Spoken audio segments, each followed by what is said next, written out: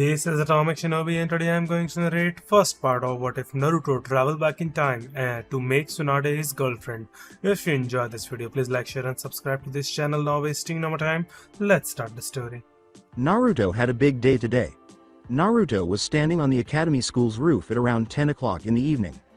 About a year ago, Naruto, who had been 21 for a few months, received the Hokage title from Tsunade, whom he regarded as his mother. He was dressed in a white robe that hung just below his knees and a red and white hat. Although it was a little longer, Naruto's hair was still spiky. Two long yellow strands that reached the base of his neck hung down from his side. He saved these to serve as a reminder of the Yondaime, his favorite Hokage. Under the white robes, he wore blue pants and a green Junin vest. Everyone already knew that he was from the hidden village of Leaf, but the forehead protector made it clear. Naruto gazed up at the monument to the Hokage. He examined the Godem, Yondaime, Nidaime, Sandaime, and Shodai. When Naruto reached the Yondaime, he stopped staring. What does he think of me now? He smiled to himself and went back to his work. It was his day. He refused to allow the mountain carvers to do his face, stating that he would do it himself. Additionally, he assured them that he would pay them without them having to do any labor. A Hokage shouldn't be performing these pointless tasks. The mountain carvers all grumbled to him. In response, Naruto stated that he had to complete this task himself because it was crucial to him. They grudgingly consented to let him handle it on his own after that. A massive barrier encircled a sizable portion of the mountain after Naruto performed a few hand seals known as Shikon Shoheki, Silence Barrier. After performing a few more hand seals, he performed Rondo Haretsu, Land Explosion. His face was surrounded by massive fragments of rock that were destroyed. Naruto performed a few more hand seals, including Urasu Byuga, Rock Painting. He grinned and looked up, showing that he was happy with his performance. Little red designs were painted all over Naruto's white face. His tongue was protruding at Tsunade, and his eyes were hardly open due to this behavior. Okay, almost finished. Now I just have to protect it, said Naruto. He performed several hand seals, including Baku Hokagokuin, Backfire Seal. After 15 seconds, a red bubble surrounded Naruto's face and vanished. He spent another half hour staring at his face after he was done. When he was finally content, he made the decision to head home. Naruto had moved out of the tiny apartment building. He was residing close to the Hokage Tower in a moderately sized home. The two-story home had 4 bedrooms, 2 bathrooms, a dining room, a living room, a kitchen, and an office. Despite the fact that he was living alone, he noticed a massive stack of papers on his desk as soon as he entered his office. Paperwork was one of the things he never thought a Hokage would do. Naruto always thought of the Hokage performing missions of S and A rank. With a sigh, he made the decision to finish it tomorrow, even though he knew he would regret it. Naruto was already in his office at the Hokage Tower on the following day. He enjoyed having Tsuchi Urayame bring him a bowl of ramen every morning, which was one perk of being Hokage. Of course, Naruto always paid Tsuchi Urayame for the bowls, even though they insisted on giving them away for free. Since he knew they had to go a considerable distance to bring him the ramen, he always paid more than the agreed upon amount. Although it was still a long walk to the Hokage Tower, Naruto had purchased them a better and larger location close to it when he became Hokage and their business flourished. He bought them a new place for reasons other than morning ramen. He believed he owed them for providing for him even though they were aware of the Kyuubi. Unlike other businesses, they never expelled him from their establishment. He was aware that they had lost a lot of business as a result of accepting him when he was young. Naruto greeted her. Hey Ayame. Thanks for coming by so early today. He turned to face the slightly older Ayame. Despite being 26 years old, she was still very attractive. He always believed her to be quite pleasant and quite old. Perhaps now that we're both older and the age gap doesn't bother us as much. Her reply, no need for thanking me Hokage. Sama cut through his train of thought. When he became Hokage, this was among the things he detested. He was annoyed that everyone called him Hokage or Hokage. Sama. He was now known by this name even among his longtime friends. After setting the bowl on his desk, she started to walk away. She reached into her pockets before leaving the house. She was unaware that Naruto had put a wad of cash in her pocket, but she knew he would do something similar. We can't take this Hokage. Sama. You've already did all that you could for us, Ayame told him. First off, stop calling me Hokage.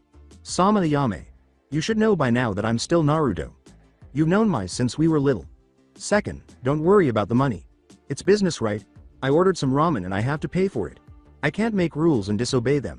If I don't pay for it then it'll be stealing, she was told by Naruto.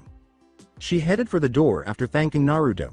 I like your face on the mountain, but I don't think Tsunade-sama would approve of it, she said with a smile before exiting.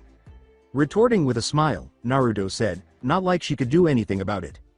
About half an hour later, Tsunade entered the room carrying a stack of books. Despite her advanced age, Tsunade maintained her identical appearance. Now, she served as Naruto's advisor as well. He was a little taller than her now, and he got up to greet her. Naruto, I want you to change your face on the mountain right now. She said this in a calm but serious tone as she entered the room, ignoring his greeting.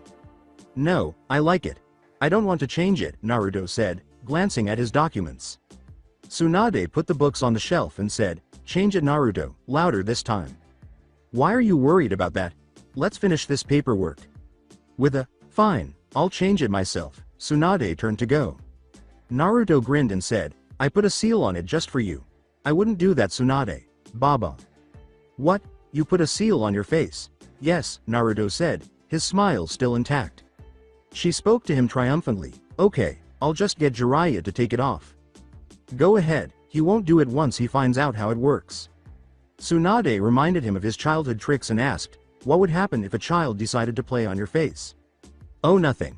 As long as they don't have the intent of removing my artwork, they can do all that they want to the face.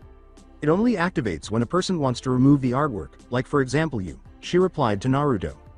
Tsunade was incensed. She was aware that there was nothing she could do and that she was defeated. She rolled up her sleeves and hurried over to him, saying, if I can't change that face, I'll change the one sitting in front of me. Tsunade ran forward to strike him, but he had already leapt to the ceiling before she could get to him. Hanging upside down, Naruto gazed down at Tsunade. She wouldn't follow him, he knew. She didn't choose to, not because she couldn't. One of the few things he discovered that prevented Tsunade from becoming angry was this. Rewind. Tsunade and Naruto were engaged in a sparring match in the academy training room. Tsunade told him, come on, Naruto, fight back, you're just dodging. Yes, if I could, I would, but I'm limited to dodging. Naruto was avoiding every one of Tsunade's attacks, which is why he was unable to counterattack effectively. Instead of dodging, it is simpler to counterattack after blocking. However, blocking was not an option when facing Tsunade. He was now pressed up against the wall by Tsunade. I'm running out of space. After leaping back toward the wall, he performed a few backflips to the ceiling. To his surprise, Tsunade didn't attack, so he remained in his defensive position. Tsunade was still there when Naruto looked down at the ground. Come down here now Naruto, Tsunade issued the order. Naruto said, why don't you come up? Tsunade shouted, just come down here, at him. Naruto stayed on the ceiling and laughed. Tsunade had just struck the wall when he felt the ceiling tremble. He began to fall after his feet lost their hold on the ceiling. Naruto thought to himself, oh no. She disliked going on the ceiling, and Naruto figured out why. She disliked having her enormous breasts stared at, and the gravity of the ceiling made them appear even larger. Although he was happy to learn of this weakness, he felt that this was a really dumb excuse for not going on the ceiling. He'd been saved by this before. As she said, come down now Naruto, promise that you won't hurt me. All right, I swear I won't harm you, Tsunade replied. As she had promised, Naruto leapt from the ceiling and landed on his feet. Tsunade tried to get him to alter his mountain face by explaining, don't you realize what kind of example you're giving when the other villages visit the Hidden Leaf? They'll mock us when they see what kind of a person we picked for our Hokage. Why are you worrying? They already know who I am. They won't care about my face on some stupid mountain, she was told by Naruto. He was able to establish peace in all of the main shinobi villages during his year in office. He was respected by all of them not only for his strength but also for his moral character. That's not the point. They know who you are, but the future Kages won't, she stated to him. Although she was aware that this was untrue and no matter what village they came from, everyone knew a Kaguya, she was still attempting to persuade Naruto to reconsider. You worry too much about the future, Tsunade. Baba. They'll already remember me by then anyways. They won't care much about a stupid face on the mountain, he told her. At that moment, he heard someone knock on the door. Naruto said, come in, and the individual entered. Konohamaru was the one. Hey Naruto, there's something at our last battle. I think you should check it out, Konohamaru said to him. For Naruto, the final battle could only mean one thing. He and his companions were in real danger for the last time. It happened in a cave close to the country of Fire's Edge, with everyone facing Akatsuki. This significant battle also involved Konohamaru and his 3 companions. Now taller, Konohamaru wore black pants and a black vest. Behind his back, he held a long, black pole, and his hair had grown longer. When he rescued Naruto from the Akatsuki leader, he was left with a medium-sized scar directly beneath his left eye. He liked that Konohamaru was one of the few people who still referred to him as Naruto. Like his grandfather, he was now a Junin and possessed great talent. Konohamaru put a lot of effort into becoming the best shinobi he could be after the deaths of his grandfather and uncle, and it was evident. While Naruto could see that Konohamaru still cared deeply for his friends, he also saw that losing his grandfather and uncle caused him to lose some of his joy and humor. Naruto took care of him like an older brother after his grandfather and uncle passed away, which strengthened their bond. Naruto said to him, "All right, let's go now." He removed his hat and Hokage robe. Tsunade told him, "Wait, you have paperwork," Naruto answered. You can finish it." He ran out the door after grabbing his orange jacket. "Naruto, damn you!" Tsunade screamed as he walked out of the office. Outside the village, they were hopping from branch to branch when Naruto said to Konohamaru, "So what did you guys find?" "I don't know. It looks like a small ball of energy. I don't really know what it is," Konohamaru replied. Naruto inquired, "Did you guys touch it or do anything to it?" "No, not yet." Neji tried using his Byakugan on it, but he couldn't see what it was. Sasuke also used his Sharingan, but it was the same result, Konohamaru replied. Naruto was experiencing the thrill. The missions were becoming monotonous, despite his happiness that the 5 main shinobi villages were at peace. The idea of something unknown made his heart race. Naruto was getting excited, and Konohamaru sensed it. "You're getting excited, aren't you, Naruto?" Naruto responded, "Yes, it must be something big if Neji and Sasuke don't know what it is." As they continued their journey, Naruto inquired, "Who's all there?" "Well, my teammates are there. The Rookie 9, Team Guy, and the Sand siblings are there. They were the ones that found it," replied Konohamaru. Naruto considered the entire gang that confronted Akatsuki. Back at Hokage Tower's office, the door was opened by Jiraiya. Although he was slightly older now, his appearance remained mostly unchanged. Tsunade informed him, "Don't you realize it's impolite not to knock first?" She was looking through the stack of papers while seated in Naruto's chair. "Aren't we a good assistant? I just came by to see my former student. I saw his face on the mountain," Jiraiya chuckled. As she sorted through the stack of papers, Tsunade said, "I'm not his assistant, I'm his advisor, and his face isn't a laughing matter, Jiraiya. Can you change it or unseal it?" "No, I looked at the seal when I passed by and it's pretty advanced. It can only be unsealed by the user. If I tried to unseal it, I might get hurt in the process," Jiraiya replied to her. Tsunade questioned him, "What will happen to you if you unseal it?" "I don't know. That depends on what Naruto has done to it. It could cause major pain or be almost nothing at all. I don't want to take my chances though," he replied. Tsunade scowled. "Stupid Naruto, wearing a seal of high rank." Jiraiya asked her, "Anyway, where's our favorite student?" Tsunade replied, "He went to the location of his actual final conflict." Jiraiya was well versed in her subject. Jiraiya said to her, "Well, it does seem about that time, don't you think?" Tsunade closed her eyes and tightened her chest. She was wearing a dejected smile. She fought back the tears as her eyes began to well up, saying to herself in a tiny voice, "Yes, it does." When Naruto and Konohamaru arrived, they engaged in combat with the Akatsuki members. By the time they arrived, it was already dark. The statue remained in place. 8 of the 9 eyes on its face were still glowing. It was made of wood and had 2 arms that protruded from the ground. They were connected by a chain. Naruto said, "Hey guys," as he arrived, "so you decided to come Hokage?" "Sama," Neji interjected. "Damn you guys. I'm going to make a new rule now since you guys won't listen to what I say. You all cannot call me that anymore. Call me Naruto, understand?" Naruto told the group. Everyone just stared at him. Naruto spoke a bit louder, "Got it?" Each of them gave a nod. He examined the small sphere with his eyes. Even though it was entirely black and the size of a fist, he could tell that the sphere was spinning, which is one of his signature motions. Naruto said, "Okay, now that it's settled, what do we have, Neji?" "Sorry Naruto, but I can't see it. It seems like some sort of chakra manipulation. It also seems like there is a huge chakra pool in this tiny little sphere," he replied. Neji was correct. As Naruto approached the sphere, he could sense the pressure of the chakra. Naruto questioned the young man in the back, "What do you think, Shikamaru?"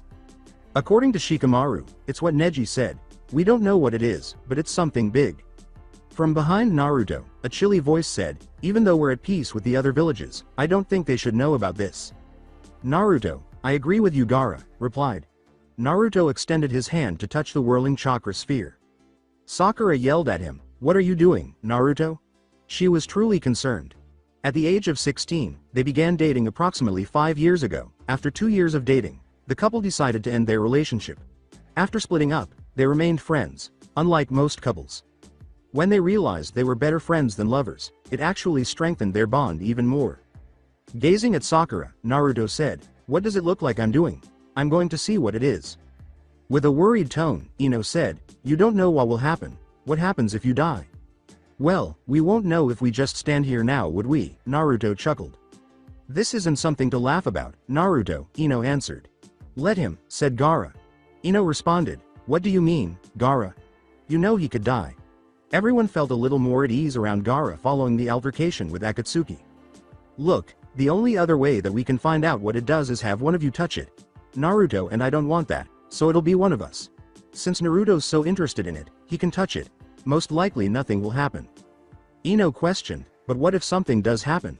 If something does happen to me, you guys will tell Tsunade and Jiraiya what happened here. Also, she should become Hokage again if something does happen, Naruto responded to the other members of the group.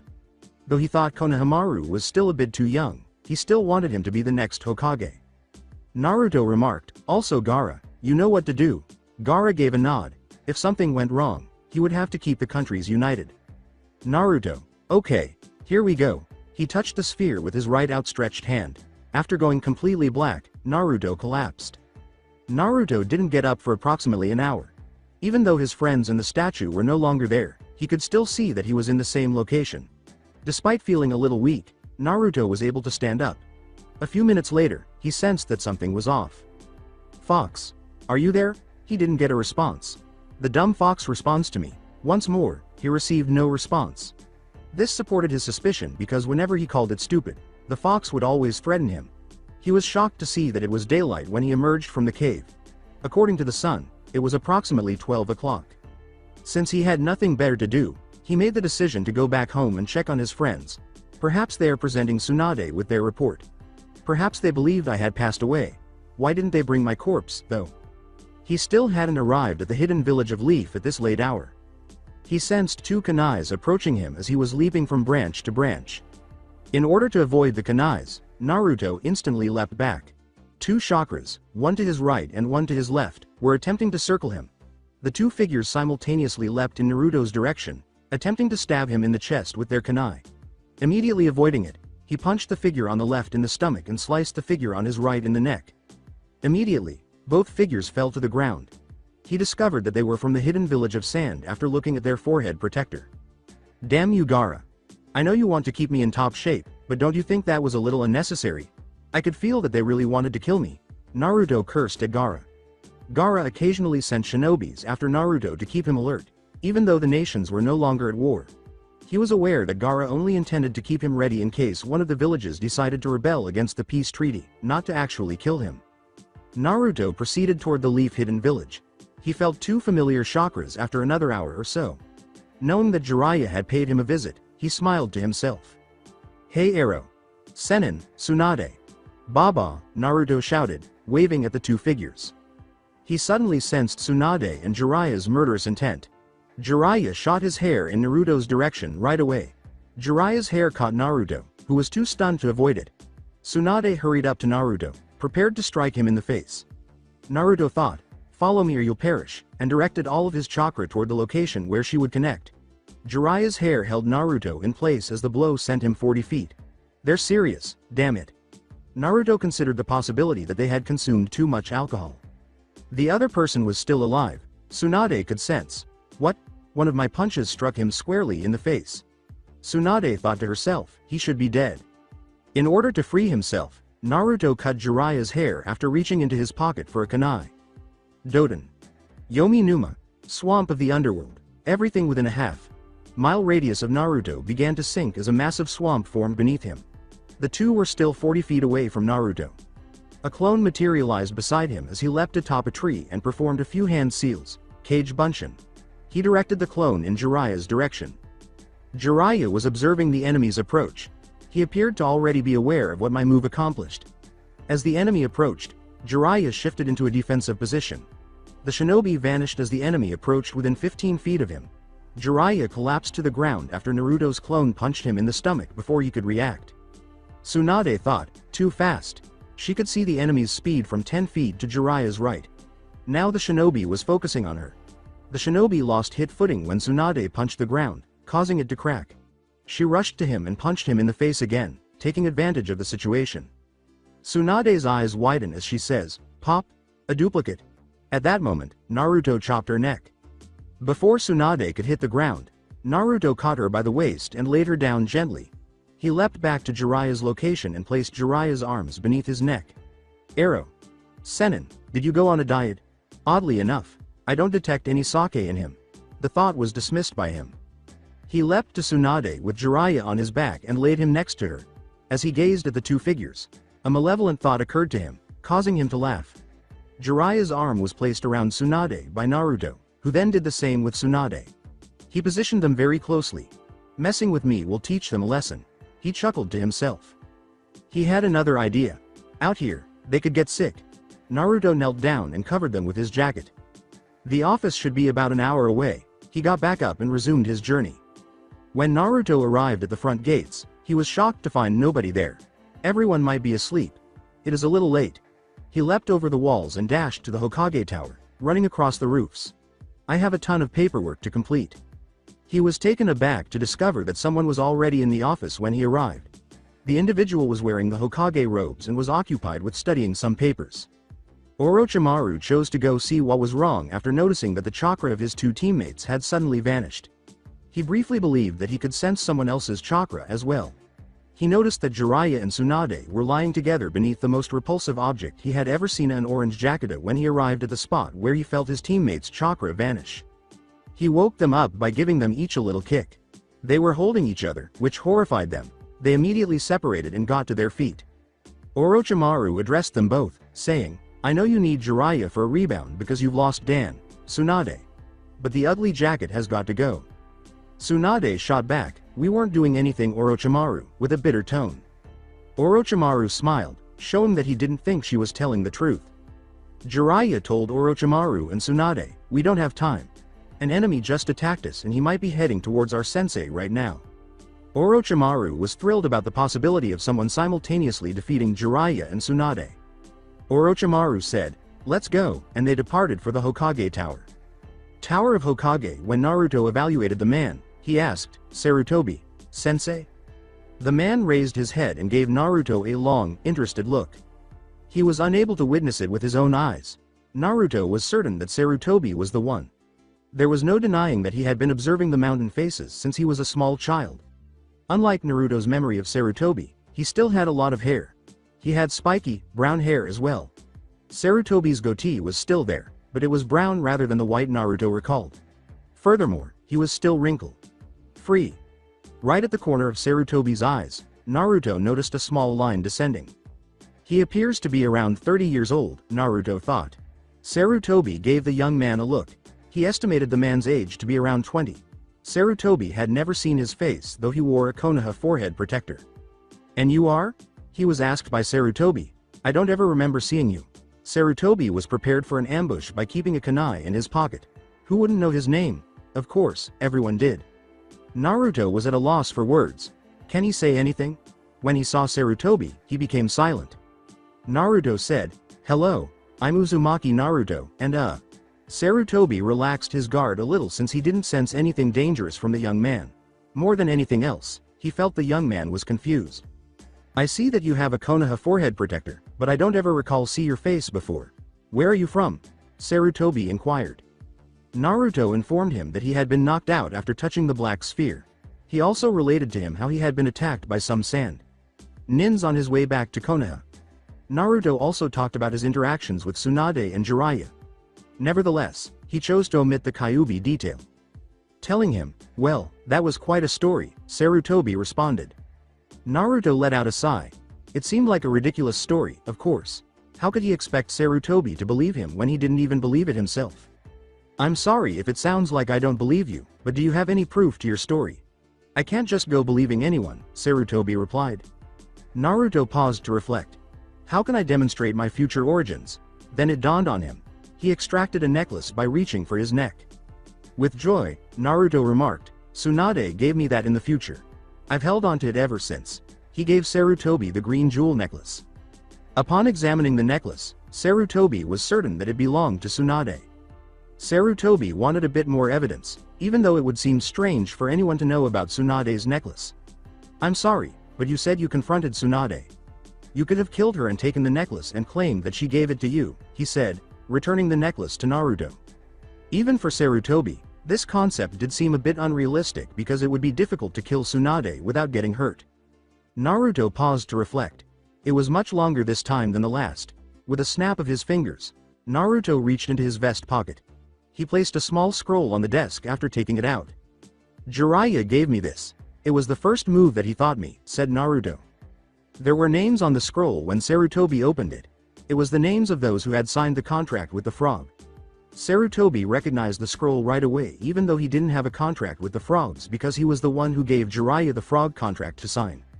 With the exception of 2 additional names, the signatures were the same as the one he gave Jiraiya. The fact that the name came before Naruto's startled him. Sarutobi accepted Jiraiya's story because he hardly ever carried the scroll with him and because it had a different name that came from Konoha.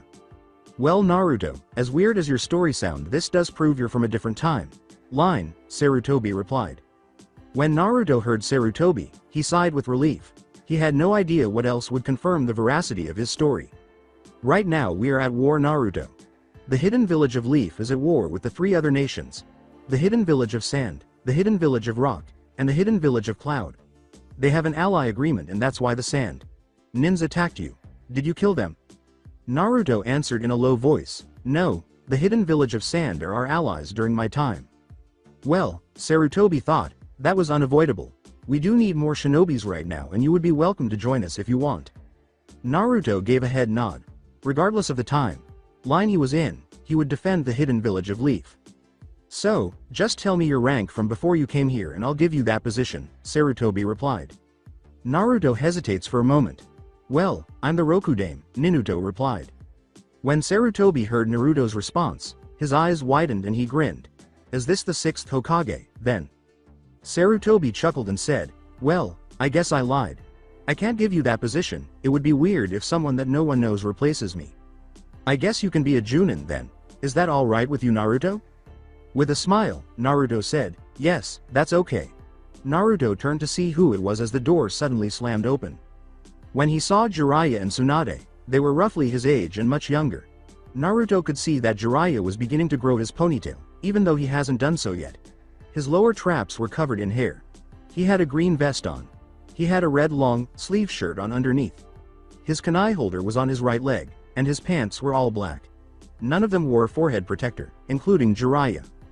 Compared to her later use of fake genjutsu on herself, Tsunade appeared even younger. Her hair was slightly longer, but it was still in the same pigtail style. She had on a purple short sleeve shirt with a fishnet underneath. She wore a blue vest over this ensemble. The blue pants that all shinobi wore were also worn by Tsunade. On her right leg, she wore her kunai holder as well. He was shocked to see Orochimaru standing behind them. Is Snake Man still alive? Under his purple vest, Orochimaru wore a long, sleeved black shirt. His face looked much younger than Naruto had recalled. He taped the bottom half of his leg and wore dark gray pants. Instantly, without hesitation, Naruto took a kunai out of his pocket and hurled it in Orochimaru's face. Before the kunai reached Orochimaru, Jiraiya seized it. The 3 of them instantly assumed their fighting stance. Just like we suspected, he's trying to murder Sensei, Jiraiya stated. Sarutobi intervened between the trio and Naruto just as they were ready to charge him. Stop it, you 3. I can take care of myself. I need to speak with this individual some more. Can you leave us? Sarutobi said to them. But Sensei, said Jiraiya. Sarutobi interrupted him. I said don't worry about me. I can take care of myself. I trust this person and you should leave, we have some private things to talk about. Did I hear Sensei correctly? Tsunade pondered as he stated that he trusted this stranger. Jiraiya shouted. Did you put him in a genjutsu? At Naruto. Orochimaru answered. Of course he didn't, do you sense anything strange? Orochimaru started to walk away. Jiraiya told Orochimaru, "You're just going to leave this stranger with our sensei." Orochimaru continued down the hall, saying, "Did you not hear what sensei said, or are you deaf? He told us to leave them alone, and it's not like he can't take care of himself." Jiraiya and Tsunade followed, but before they left, they both gave Naruto a fiercely suspicious look. "I'm sorry about my students. They can get quite rowdy sometimes," Sarutobi said as he closed the door. Naruto indicated that he understood by nodding. Jiraiya, Tsunade, and Orochimaru were all strolling down the corridor together. Jiraiya asked, "So what do you guys think? I thought he was pretty weak as first because I didn't sense any killing intent coming from him, but I sure was wrong," Tsunade stated. When Orochimaru heard this, he grinned and said, primarily to Jiraiya, "Well, it looks like he knows a great shinobi when he sees one. He had an intent to kill me when he threw that kunai." "Shut up," said Jiraiya. But he was aware of this. Orochimaru was the target of the young man's intended murder. Furthermore, while he was unconscious, that shinobi had the opportunity to kill him already if he so desired. Jiraiya was incensed because Orochimaru had beaten him again without even requiring him to do anything. Sarutobi asked, mostly to himself, "So where were we before my students interrupted us?" "Oh yes, our short supplies of shinobis. I'm pretty sure you've already taken a genin squad because you're a Hokage, so it'll be good if you can train a new squad." "Sorry, but I was never a Junin instructor." Sarutobi was taken aback. "What? It's one of the requirements before becoming a Hokage. Are you guys that easygoing during your time?" Naruto was unable to respond. "Well, it looks like you'll get some experience then. You'll be taking care of Team 3. I'll leave it up to you whether you pass them or not. Go to room 115 at 9 o'clock tomorrow morning. I'm sure you know where the room is at."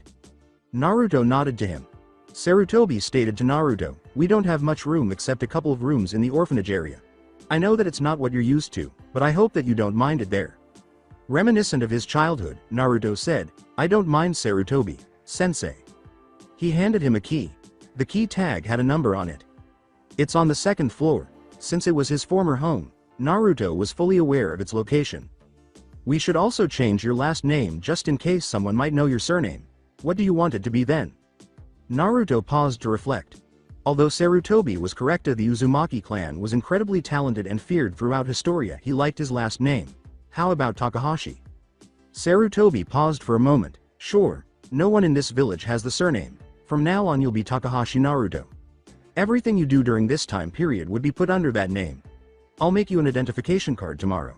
Just come by and get it. How old are you?" "I'm 21, declared Naruto. "Don't be lying about your age now just to buy sake," said Sarutobi with a smile. "I'm not Sarutobi, sensei," Naruto answered. "Fine, I believe you." Sarutobi took his hand in his pocket. He pulled out 2 bells and a wad of cash. Naruto's question was, "What's this for?" "That's to get you some supplies for the house. There won't be any shop open right now, but I'm sure you can get a few supplies tomorrow. I'm sure you know what the 2 bells are for," replied Sarutobi. After thanking him, Naruto proceeded to the door. "Wait, Naruto. I know this sounds real stupid since you're a Hokage and all, but we should keep your history just between us two for right now." Naruto nodded his head after turning around. He went outside and gazed at the mountain's faces. Only 3 faces were present. I was completely unaware of it. He was truly living in a different era. He arrived at his former apartment, opened the door, and discovered it was empty.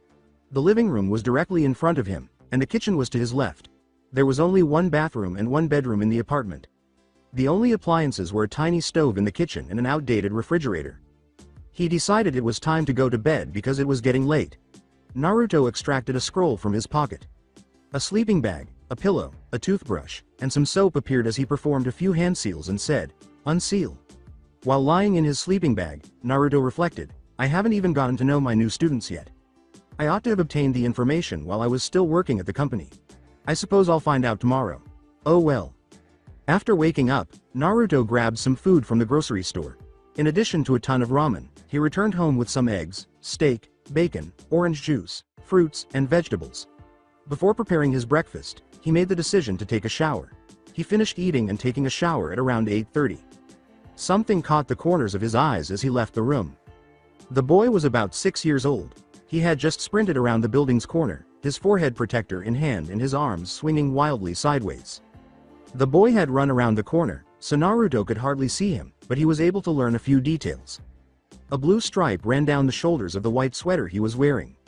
In addition, the boy had on blue sandals and blue pants with his leg taped. But it was his hair that stood out the most. Like Naruto's, it was yellow. In addition to having 2 long bangs that fell down his side, his hair was spiky, just like Naruto's. He knew without a shadow of a doubt that this was the Yondaime. His father was the one. After he became the Rokudame, he found out about his father. Naruto always had a sneaking suspicion as to why he was selected to carry the Kyuubi, but it was verified the day Tsunade gave him the title of Hokage and gave him access to the files. Naruto nearly passed out from the shock. Breathing heavily, he grabbed his chest and fell to his knees. Naruto had never met his father before, and when he was transported back in time, he never even considered meeting him. It took him a long time to stand again. After a few more breaths, he got to his feet. Even though he really wanted to be close to his father, he knew that was not possible because it could be disastrous if Yondaime discovered who he was. He proceeded to room 115 in the academy. He saw 3 children when he opened the door. A shiver ran up his spine when he realized that the Yondaime was one of the children. "Hi, I'm your new Junin instructor," Naruto introduced himself. They all looked at him curiously. Naruto said to them, "Let's go on the roof so I can get to know you all better." They followed him after nodding. "Well, I suppose I'll get to know him. Now, Naruto, just keep your cool." Naruto leaned on rails as they arrived at the roof. Naruto said to them, "So, let's get to know one another." The young girl said, "What do you want to know, sensei?" She wore her hair in a bun, which was black. She was dressed in a knee-length purple short dress. "Stuff like your names, hobbies, goals, and dreams," said Naruto. "How about you first?" Naruto said, pointing to a young boy with short brown hair. He was dressed in black shorts and a black shirt with short sleeves. Nearly all of his eyes were closed. He had a round face that was on the verge of being plump. Speaking loudly, Seishin introduced himself. "My name is Saito Seishin. I enjoy playing ninja. Being a good father to my future family is one of my goals." "Hi, I'm Kobayashi Kyoko. My hobbies are drawing, painting, and reading books. One of my goals is to become a strong female shinobi. My dream is also related to my goal, so that's it," the girl said in a low voice as soon as Seishin was done. "I'm Nakashima Arashi. My hobby is training. My goal and dream is to become the best shinobi that I can so that I can protect my important people," Arashi stated. Kyoko said, "What about you, sensei?" "My name is Takahashi Naruto. My hobbies are training and eating. My goal and dream is to be able to one day shake the hands of my enemy without any grudge between us." Naruto nodded for Arashi to continue after he raised his right hand. The other 2 nodded in agreement as they said, "I've never seen you here before. We know all the Junins and I never remember you." "Do they know every Junin?" "Oh no, aside from Haruka, I had no idea who was a Junin or Chunin at the time of my graduation." Naruto lied, "I was on a long mission," because he was at a loss for words. Fortunately, they didn't ask him any more questions. "Okay, is that it? Are you guys ready for your first test then?"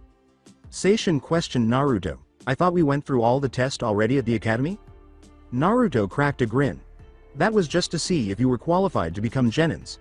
It doesn't mean that you will become Genins. If you fail this test, then you go back to the academy." When they heard this, their eyes all widened. "So are you guys ready? Get your gears and meet me at Training Ground 6, Naruto said to the group. They gave a nod. First, Naruto went to the training area. There was a large football-sized field with numerous trees all around it. A massive river was also present.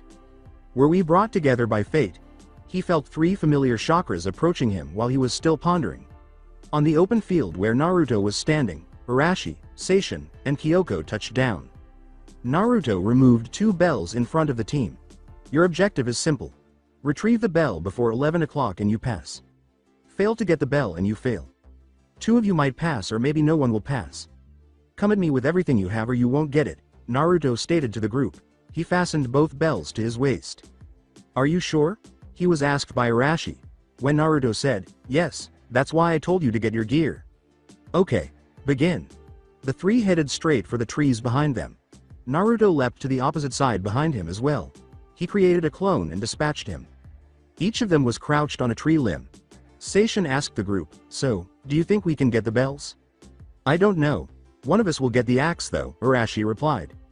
"It's okay, we're all friends. No hard feelings for the one that doesn't get the bell, okay," Kyoko told them. Each of them gave a nod. Kyoko questioned them, "Do you guys have a plan?" With a snap of his fingers, Arashi informed them of the plan, saying, "Okay, got it." Here's what we'll do. Everybody got it? Inquired Arashi. Yay, Kyoko and Seishin replied. Arashi said, let's go, and they departed. Naruto was on a high branch, lying down. They're doing that, then. Considering how little they know about jutsus, it's pretty good. I suppose I'll comply with them. He was aware that they couldn't possibly get the bells from him, but he also knew that they had already passed the test, so it didn't matter. However, Naruto still desired to see how strong they were. Arashi, Kyoko, and Seishin emerged into the field. They sprinted in an attempt to attack the clone. All of their attacks were easily blocked and avoided by the clone. In the meantime, Arashi, Seishin, and the real Kyoko were heading to the tree where Naruto was. To confront Naruto's clone, they had dispatched clones of themselves. They watched the fight while squatting in the tree. They were hoping Naruto would let his guard down for a moment. Arashi thought now. He felt something gripping his right wrist just as he was about to rush Naruto. Arashi uttered, "What is it? You made us miss our chance, Kyoko." "It's a clone," Kyoko returned his statement. However, she was unaware that it was a shadow clone. This was a deliberate move by Naruto to see if they would realize the clone wasn't him. "How do you know?" inquired Arashi. Kyoko replied, "He hasn't even gotten in touch with our clones yet."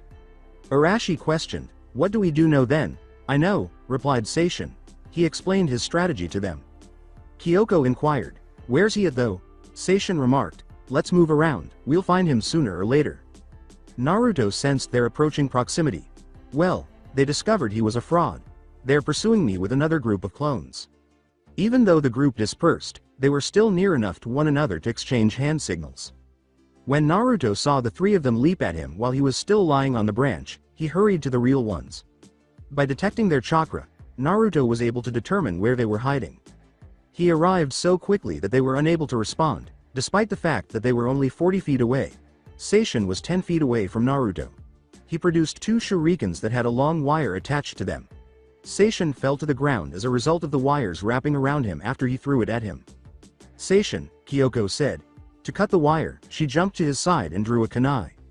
They were still 20 feet away from Naruto. Naruto shouted to his team, "Always be prepared that your enemy might also know your plans."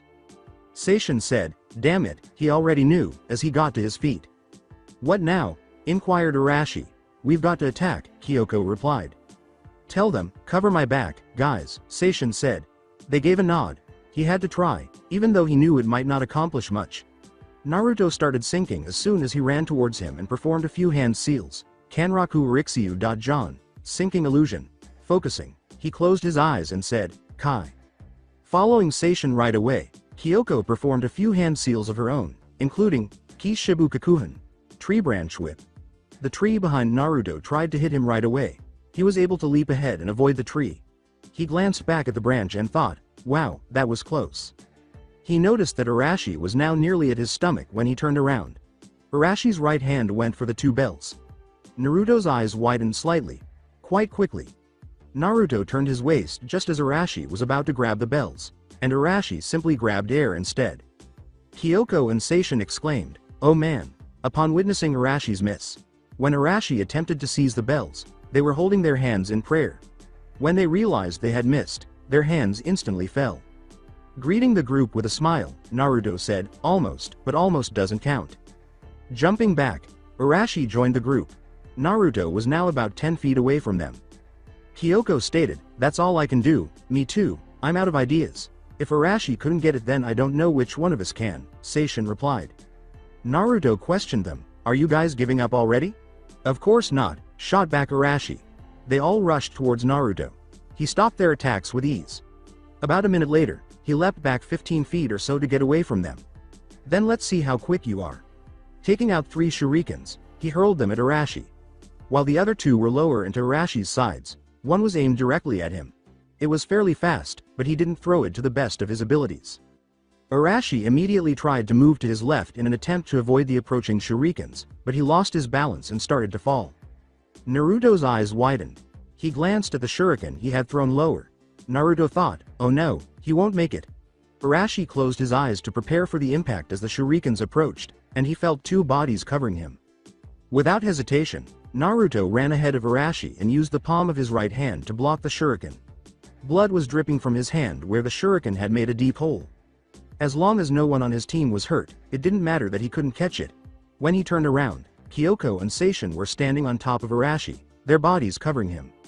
Naruto remarked, "Phew, that was close." He used his uninjured hand to wipe his forehead. "Let's say we call it a day, shall we?" Everybody looked up. Seishin stated, "We have to get the bells, so we can't yet. If we stop now, none of us will pass." "It's not time yet, we still have about 4 minutes left," Kyoko begged. Naruto smiled.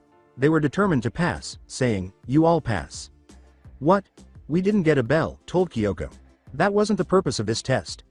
The purpose was to see if you would put the team goals before your personal goals. You guys worked as a team and that's all that mattered," Naruto stated to them. "Yay, we all passed guys," Kyoko shared with them. Seishin and Arashi simply grinned at her.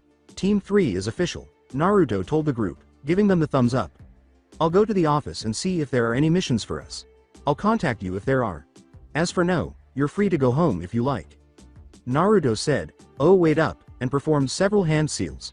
Poof, Naruto was holding a camera. He placed the camera on a low branch and walked behind the group, saying, "Since we're official now, we have to take our picture." Arashi stood in the center, with Kyoko to his left and Seishin to his right. Everyone smiled as broadly as they could. "Okay, now we're done," Naruto informed the group. He went to knock on the door of the Hokage tower. Sarutobi said, "Come in," and Naruto entered. "So how did your team do?" Sarutobi asked after handing Naruto his new ID card. "That's why I'm here. They all passed and I was just wondering if there were any missions that you would like to assign to us." Sarutobi organized a few pieces of paper. "Alright, here's one. It's a C-class mission. You are to patrol the western border tomorrow from 10 AM to 1 PM. It's daylight and there aren't that many enemies running around in daylight, but you still got to take caution." Naruto sighed. "Don't you think a C-class mission is kind of high for a group of genins who barely passed their test today?" "Yes, but they have you with them. I'm sure you can handle this." "There aren't a lot of D-class missions, Naruto. Remember that we're at a time of war," he said, understanding why Naruto was asking. Naruto replied, "I know where Arashi lives, but I don't know where Kyoko and Seishin lives." In order to write down their address, Sarutobi took out a piece of paper. He handed Naruto the paper. After leaving the Hokage office, Naruto considered his options for the remainder of the day. Naruto made the decision to get some bandages and develop his photos at the store first. After that, he would go grocery shopping once more and purchase additional items, such as additional vegetables, sauces, and spices, for his home. The picture should be completed by then. He knew that he would need to unwind after that, so he would go to the neighborhood restaurant to get a drink. Tomorrow, he would update the team on the mission. About 4 o'clock is when the man arrived in town. After completing his mission, he was heading to the restaurant to learn about the most recent rumors circulating the town. The man's white hair stood up, and he was 27 years old. Each hair was much thicker than Naruto's, despite the fact that his hair was spiky. Additionally, he wore his hair in a ponytail that fell just below his armpits. Behind his back, the man held a white blade. He was wearing a long, sleeved black shirt with a white design of canines on each shoulder. He was dressed in blue pants with a white canine tooth as a design and a green Junin vest. He put on his forehead protector as usual. Hitaki Tsukumo was his name. Tsukumo entered after opening the door. The restaurant is packed with patrons today. He could hear people talking, but there was too much noise for him to make out what they were saying. He went to sit by his former students after seeing them. Tsukumo asked his old pupil, "So Shibi, what's the latest gossip in town?" Aburame Shiba, a Chunin, was 12 years old. He wore his forehead protector as usual and a tan jacket that covered the majority of his mouth. Shiba's eyes were always shielded by black sunglasses. He sat next to his 15-year-old Junin teammate Hyuga Hizashi. Hizashi's eyes were white as snow. Like nearly everyone else, he wore his forehead protector. He wore a robe that was entirely white. Hizashi reached his back and had long black hair. Their other teammate, a woman named Inuzuka Sume, accompanied them. She was a Chunin and 13 years old. She had short brown hair. Each cheek of her face had a red tattoo. She was dressed in green pants, a Chunin vest, and a purple short sleeve shirt. There was no forehead protector on her. "There are rumors that a new man arrived in Konoha and is now employed by us," Shiba stated without showing any emotion. Tsukumo placed an order for sake, asking, "That's all?" "No, that's all." Another rumor has also been spreading saying that this person beat both Tsunade and Jiraiya at the same time. The amazing thing about the rumor was that he did it with ease, Hizashi replied to Tsukumo. No way, it's only a rumor, Tsunade said. Sakumo sipped his sake and asked her, why do you say that, Tsunade? Because it's not possible to take care of them so easily, returned Tsunade. Telling his ex-partner, I'm just going by what everyone's saying, Hizashi said. Well, she said, rolling her eyes, you shouldn't believe everything you hear. With curiosity about the newcomer, Sakumo inquired, is he someone we know? To the best of his knowledge, he and Sarutobi were the only ones capable of caring for the Sanins in the village. When he had to face one of them, even he struggled. Although it was rare to see them collaborate, it was nearly impossible for them to lose when they did. They were difficult to defeat because they could all readily cover their teammates' weaknesses. Together, he has defeated them all, but this only occurs occasionally. That's excellent. This new guy is at least on our side. That's the thing. No one knows who he is. They say he's not even in the enemy's bingo book or anything like that. That's weird because for someone to be that strong and not be in any bingo book at all. That's just not right. The only thing I've heard is that he's working for us and he is real strong. As a matter of fact, we haven't seen Jiraiya, Tsunade, or Orochimaru yet, so we don't even know his description. We can't even confirm his existence, said Shiba. When Tsunade said, no name, no description, a mystery man, she was speaking more to herself. Interested? Sakumo asked in jest. She said, no, a bit too quickly. Apart from Ichiraku, Naruto visited the only restaurant he was familiar with. This time, he requested sake, but Ichiraku didn't provide it. Furthermore, he was fairly certain that it wasn't Ichiraku just yet. The establishment might be run by Ayame's grandmother or grandfather. He would visit them frequently if they were as good at making ramen as she was.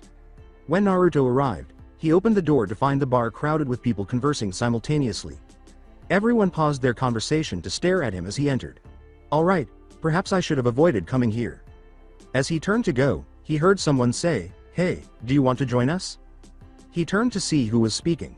Naruto recognized the person right away. The similarity is striking. Kakashi's father was speaking to him. He walked over to their table and sat down. Naruto disliked the sensation of being stared at, even though people were conversing again. My name's Hitaki Sakumo. What's yours? Sakumo asked Naruto as he approached, holding out his hand for a handshake. Unlike his child, Naruto was pleased to see that Sakumo was not wearing a mask. He recalled attempting to persuade Hinata to show him the appearance of Kakashi's face. Rewind. Hinata was overjoyed. She had never before been asked to go on a one-person mission by Naruto. She opened the door and ran up the stairs. Hi Hinata, said Naruto. Hi Hokage. Sama, in response, Hinata said. Naruto told her, well, I've got a mission that only you could do. He considered using Neji, but he knew Hinata would perform better on this mission because she paints during her free time. He gave a scroll to her. C class was written on it. The scroll was opened, and Hinata read it. C. Rank is the class. The goal is to discover, without Kakashi noticing, what is behind his mask. No use of lethal force. Extras. Sketch out a picture and send it to me. Remittance. $1,000. It was far more than a C-class mission. I'm sorry, Hokage. Sama, but I can't do this, Hinata said, rolling up the scroll. Why not, Hinata? It's a simple mission. I don't want to use my Byakugan to spy on people in the village. He chuckled, you're not spying. You're just going to use it so I'll know what's under his mask. Hinata said, sorry, I can't do it, to him. Come on Hinata, you've never used your Byakugan to look at people? Hinata reddened. She hasn't used it to look at other people before, though she did use it once to spy on Naruto's size and discovered that he was well equipped. Naturally, she refrained from telling him, no Naruto, that's disrespectful. Naruto remarked, don't be so boring, he attempted, but failed, to persuade her. Neji said he would never use his eyes for something so ordinary when he was given the task. Sakumo's face appeared normal, which surprised Naruto. Other than the fact that it was somewhat feminine, nothing particularly caught the eye. After shaking his hand, Naruto said, mine's Takahashi Naruto. Sakumo questioned, is there something wrong with my face? He knew Naruto was examining it. With a, oh sorry, no, nothing's wrong with it, Naruto responded. Sakumo was seated with 3 other people, all of whom greeted themselves. They gazed in wonder at Naruto.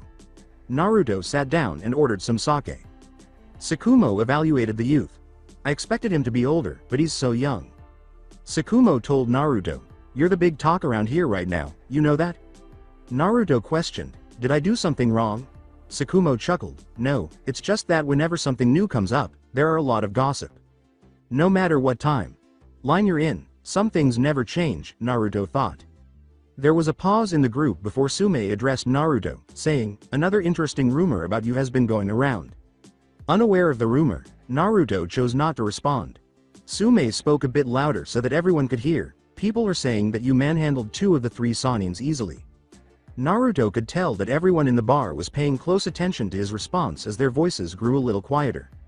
The heat wasn't coming from the restaurant, and Naruto could feel it. He wanted no one to be aware of this. Naruto didn't want Jiraiya and Tsunade to despise him because he was aware that they didn't yet like him. It appears that he was mistaken to think that his encounter with the Sanins would go unreported. Additionally, Naruto was unsure of how to respond. Did I kick their ass or did they kick my ass? Naturally, he was aware that the second option would not work at all. He wouldn't be here at all if they had actually beaten him. Perhaps I should pretend that I haven't met them yet. He felt 3 familiar chakras as he was concocting a lie and knew who was approaching. Everyone fell silent as Orochimaru, Jiraiya, and Tsunade entered the room. Everyone was waiting to see what would happen as the tension in the restaurant increased even further. Tsunade chose a different table, and Jiraiya sat with his friends close to one of the corners. Jiraiya spoke to his friends a bit louder than normal in an attempt to break the hush, but everyone just stared at Orochimaru as he approached Naruto. "I'm sorry, we didn't meet yesterday. The name is Orochimaru. I can tell we'll be good friends," Orochimaru said, smiling and taking out his hands. Despite his desire to kill, Naruto shook the man's hand because he knew better. After a slightly longer handshake than Naruto had preferred, he said, "The name's Naruto." Orochimaru departed to sit with his friends after saying, "Well, Naruto. Given how easily you defeated my 2 teammates at the same time, we must test our skills against each other sometime." The table of Jiraiya, according to one of Jiraiya's friends, "That's the guy then?" His short red hair was slicked back. "Yay," replied Jiraiya. Another of Jiraiya's friends, "Well, I thought he would be older, but you got whooped by someone your age," said. This man had a large scar across his neck, was muscular, and was bald. One could infer from the scar that he narrowly avoided death. His 2 companions chuckled. Jiraiya informed them, "Look, I wasn't ready. I didn't get whooped, okay." That was accurate. Jiraiya interpreted the man's lack of desire to kill them as a sign of weakness and believed he didn't require all of his strength. Ultimately, he realized that his underestimation of the man was his fault. He was upset because, in reality, he still lost. His friend with the red hair said, "Yeah, it's all right, man. You can still defeat us." His pals continued to chuckle. Jiraiya said, "Shut up," and they fell silent. Another minute passed before they both burst out laughing at him once more. The table of Orochimaru, as one of Orochimaru's friends put it, "Pretty young if you ask me." His hair was split in the middle and was black. It reached his cheeks. Orochimaru addressed him, saying, "Don't take age as a sign of weakness. He's strong all right." "You think you can beat him?" inquired another friend of Orochimaru. Her hair was short and purple. "I don't know." Jiraiya and Tsunade were caught off guard, but it still doesn't change the fact that they lost. "It was their fault anyways," replied Orochimaru. The table of Tsunade and her friend were seated. Tsunade had just placed an order for sake. "Is that the guy?" her friend asked Tsunade, nodding her head sideways in Naruto's direction. "Yes, it seems like you told everyone that someone beat us. Didn't I tell you to keep it to yourself?" "I did. It wasn't me who spread the rumors about the new guy. It was Orochimaru's friends." "How come you never told me he was so young? And, wow, isn't he a cutie? God, why don't you ever give me all the juicy details?" Cutie said, "I never told you he wasn't young," and Tsunade shook her head sideways. "He's only our age, which surprised me because I thought he would be elderly like Sarutobi or at least Tsukumo." The table of Naruto indeed, Tsukumo believed that one of the Sanins had acknowledged his teammates' loss and that he had discussed their loss with the other 2, but they had taken no action. Now that he was really curious about how the battle had transpired, Tsukumo examined the young man's hand wound and deduced that it was likely from his battle with the 2 Sanins yesterday, and it appeared that he had not survived. "How did you hurt your hand, Naruto?" "Oh," Naruto said, raising his right hand, "when I tested my new Genin squad today, I got it." This didn't bother Naruto at all. In fact, he was glad to be making some new friends. Tsukumo and the other people at the table, including Shiba, laughed aloud when they heard this. "Those new recruits need our attention." Tsukumo held his stomach and said, "They managed to injure someone who came out unscathed against 2 of the Sanins." Naruto's statement was still met with laughter from the group. Returning to Tsunade's table, I'll go after this guy if you don't, her friend declared. Go ahead. Look, he even made Shiba and Hisashi laugh, her friend said, glancing at the table where Naruto was seated. That is not a common occurrence. Is it important? You are aware of the saying. For a strong woman, you need a strong man, and this man is the one. Only Tsukumo and Sarutobi are more powerful than you. They're also too old. Tsukumo is already engaged. Orochimaru and Jiraiya are the only other people for you, she said, casting a strange glance at Tsunade. Whatever. Come on Tsunade, he must be real nice. When Tsunade heard, you haven't even met him yet and you're saying he's nice already, she simply shook her head in shock, nearly unable to believe what she was hearing.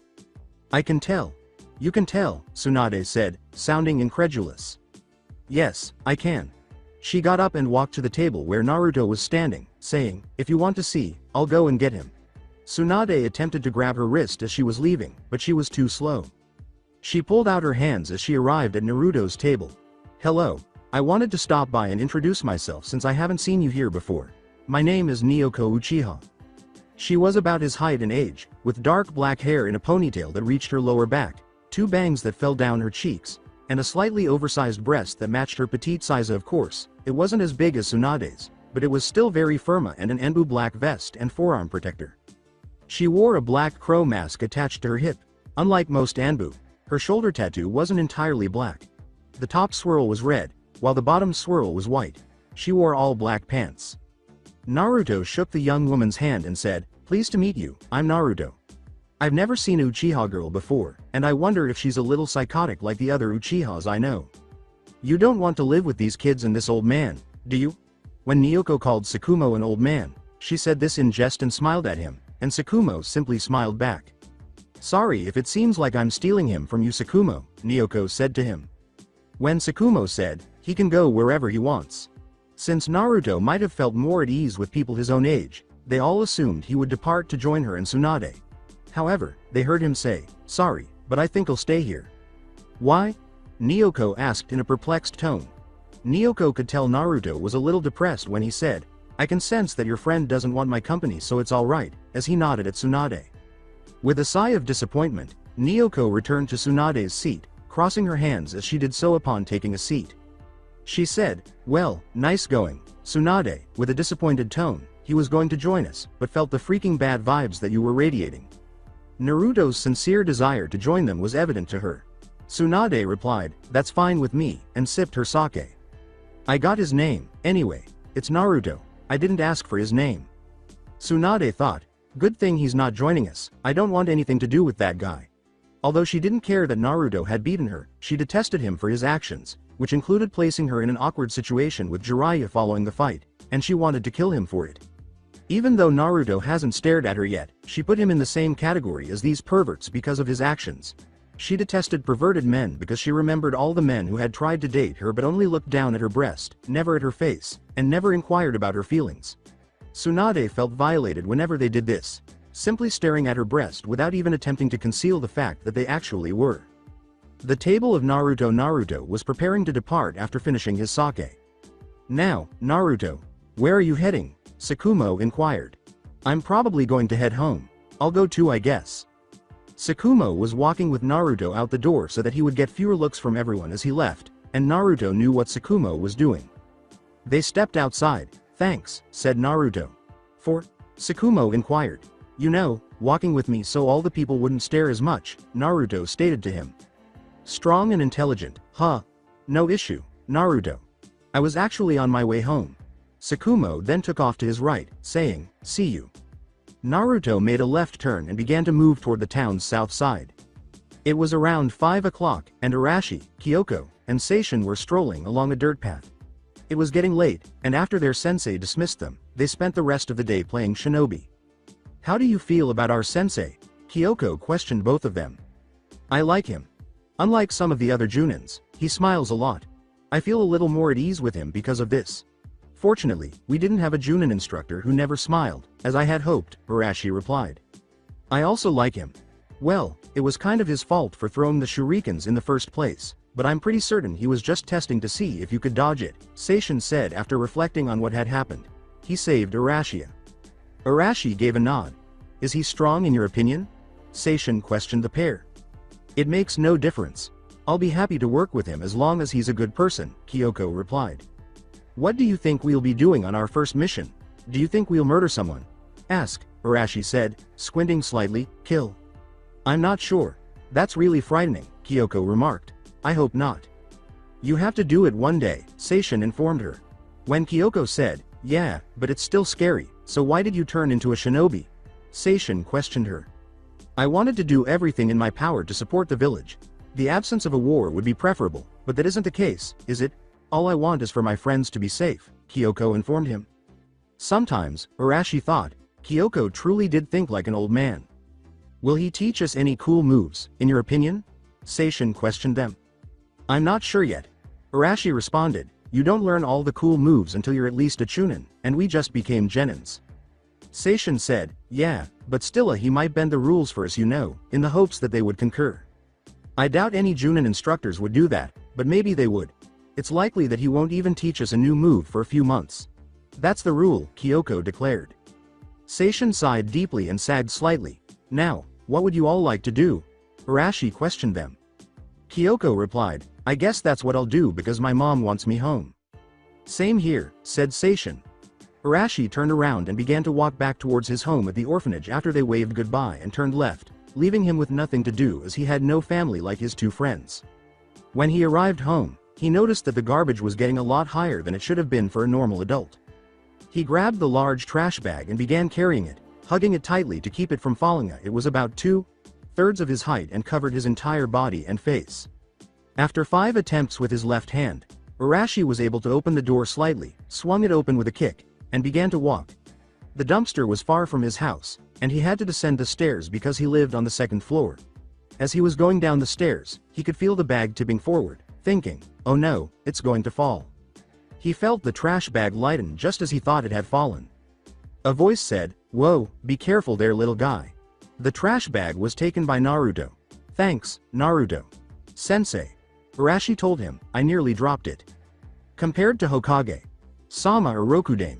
Sama, Naruto thought, that's a new one, but he liked the way it sounded. Naruto said, no problem, and he took the big garbage bag. Should we go dispose of this? It took them 5 more minutes to get to the dumpster, where Naruto tossed the big garbage bag after carrying it down the stairs. Arashi remarked, thank you, Naruto. Sensei, they were making their way back to the apartments on foot. Naruto. Sensei, why are you here? Arashi questioned him. Well, I was just going home.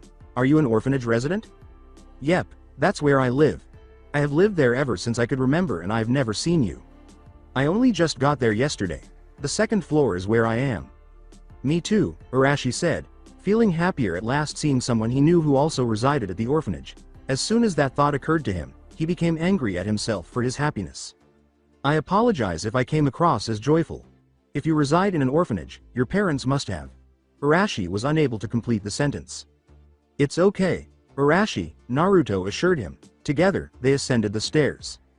Arashi, you are welcome to visit my home if you are not working on anything. Naruto told him, when I get home, I'm going to cook. He had never been invited to anyone's house, not even Seishin and Kyoko, and Arashi's eyes widened. He knew that if it were their home, they would invite him, but it wasn't, and he could tell that their parents didn't like him. Yay, that'll be nice, Arashi said with a broad smile. When they arrived at Naruto's home, he took his keys and unlocked the door. It's not much, but make yourself at home. Arashi's eyes widened as he entered his sensei's house, which was the coolest he had ever seen. The walls were light blue, and there was a large black leather sofa close to the right wall. Arashi really wanted to jump on the soft, but he knew his manners.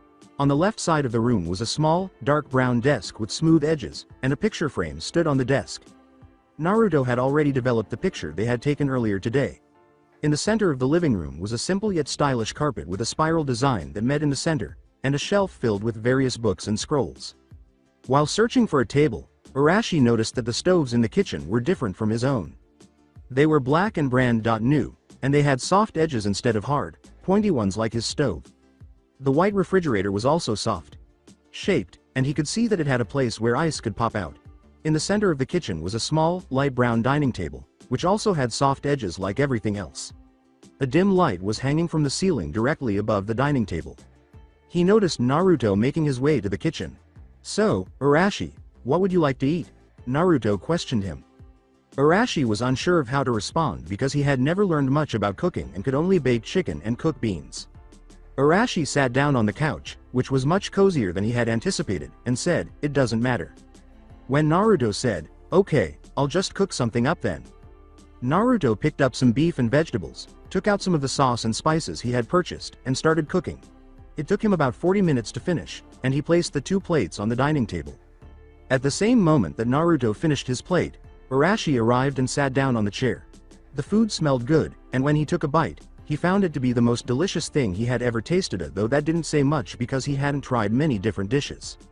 "Want to have another bite?" Naruto asked, and Arashi thought it would be impolite to answer, but he couldn't help but like Naruto's food. "Arashi, you don't have to worry about being rude or anything like that," Naruto said, observing his thoughts. "I don't want you to go without food. In any case, I made a lot." Arashi was shy and a little quiet at first, but he soon became very comfortable around Naruto and they talked for a long time until it was very late. The time passed so quickly that Arashi didn't even realize it was 11 o'clock. Naruto washed the dishes after they finished eating. "I suppose I'll be heading home now," Arashi said, glancing at the clock. "It's becoming quite late." "All right. I will see you in the future. Recall that we are on a mission. Please stop by whenever you'd like." Arashi gave his sensei a nod. He walked back to his house, which seemed worse than usual after being at Naruto's. He walked a few doors down, with his head down, and opened the door and went inside. Although Seishin and Kyoko were his closest friends, Arashi often wondered what it would be like to have a real family. He never knew what had happened to his mother and father, he only heard that they had gone on a mission and never returned, which was common among shinobis. Not all deaths were explained. Despite the likelihood that this was the case, he would wait near his door every night for about 15 minutes before bed, hoping that someone would knock and come get him. It was around 12 o'clock when he made the decision to leave the door and go to bed. Now that Naruto understood why Sarutobi had given him the torch, he lay on his bed thinking, "I need to get some rest now." His father was a good kid, almost like him except without the tricks. Seishin and Kyoko were picked up at their homes by Naruto and Arashi. "Naruto. Sensei, what is our mission?" When they arrived at the front gate, Kyoko asked him.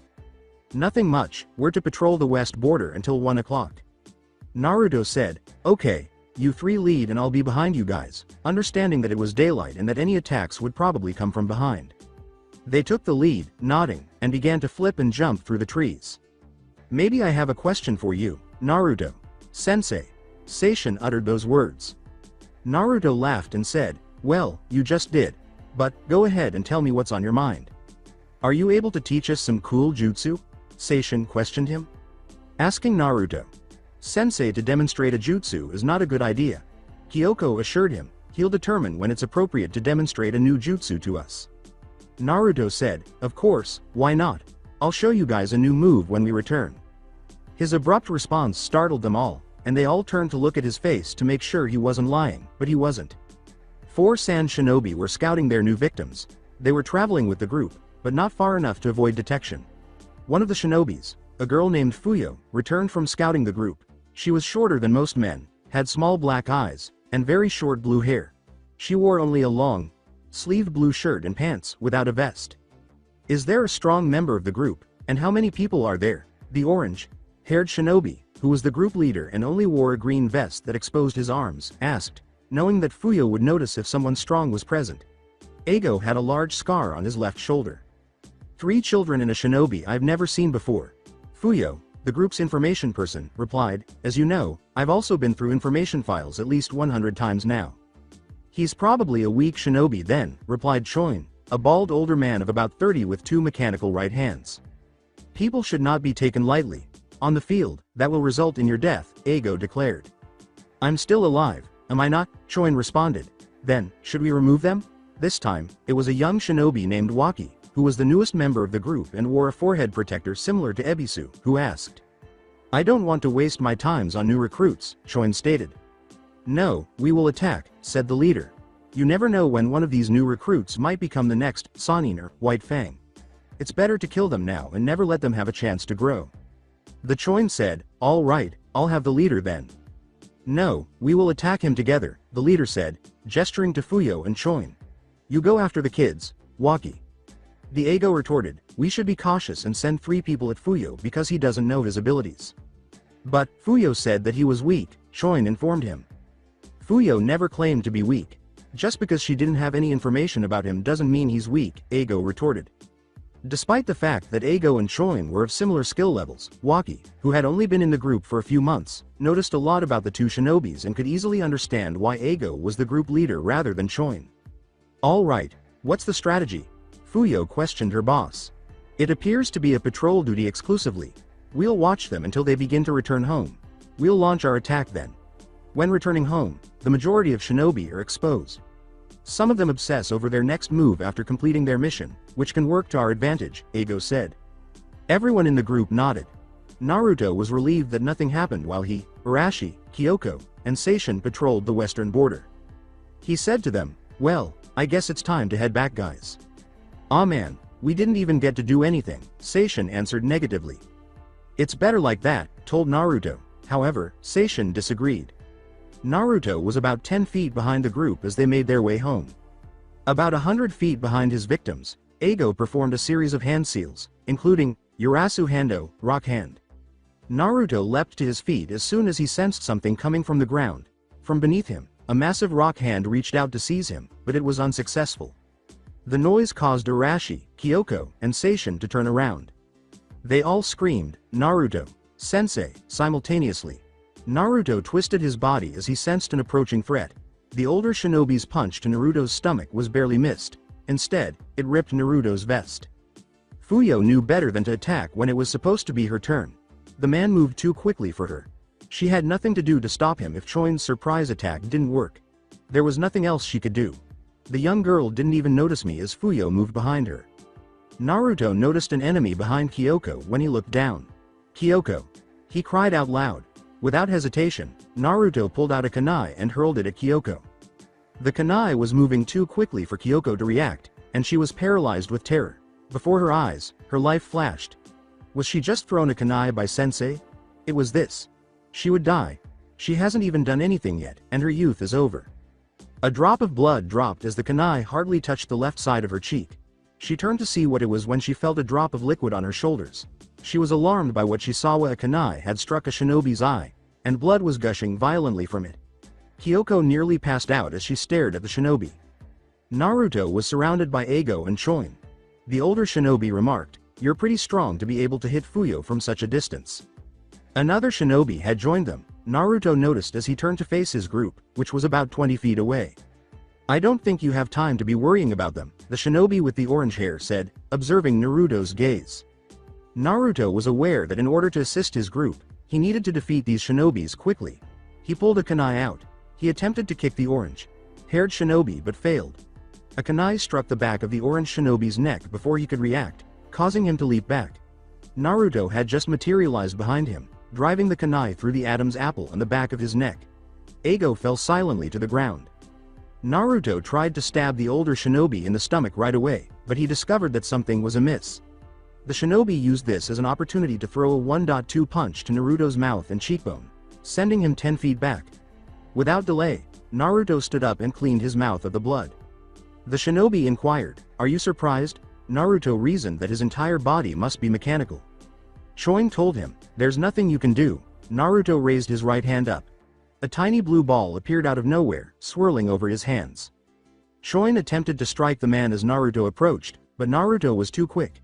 Ignoring the blow, he said, "Rasengan." His Rasengan was pointed at Shoin's abdomen.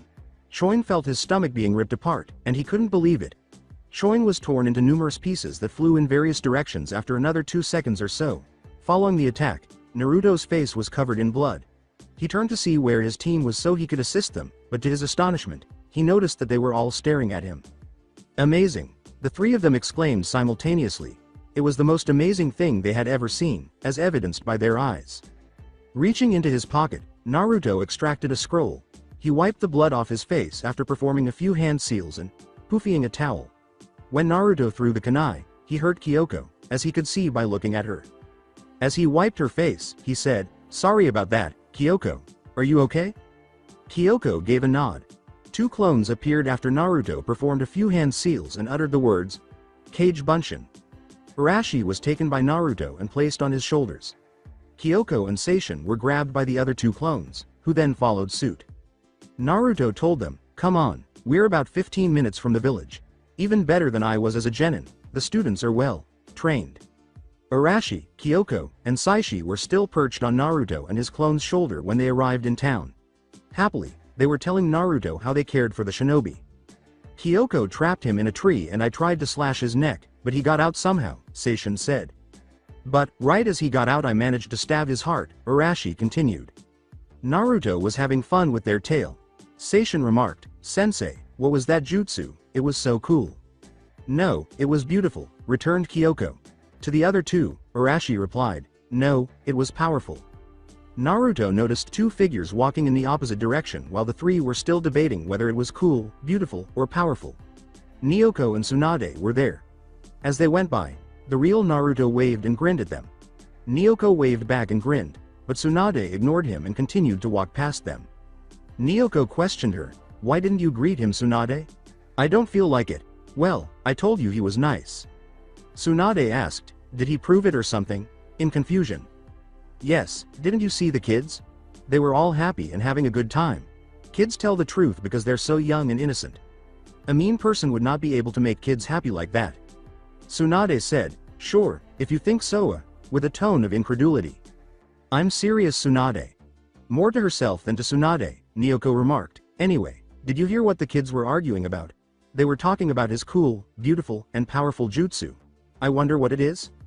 Tsunade questioned, "Why are you so interested in this guy anyway?" In actuality, Naoko desired Tsunade's interest.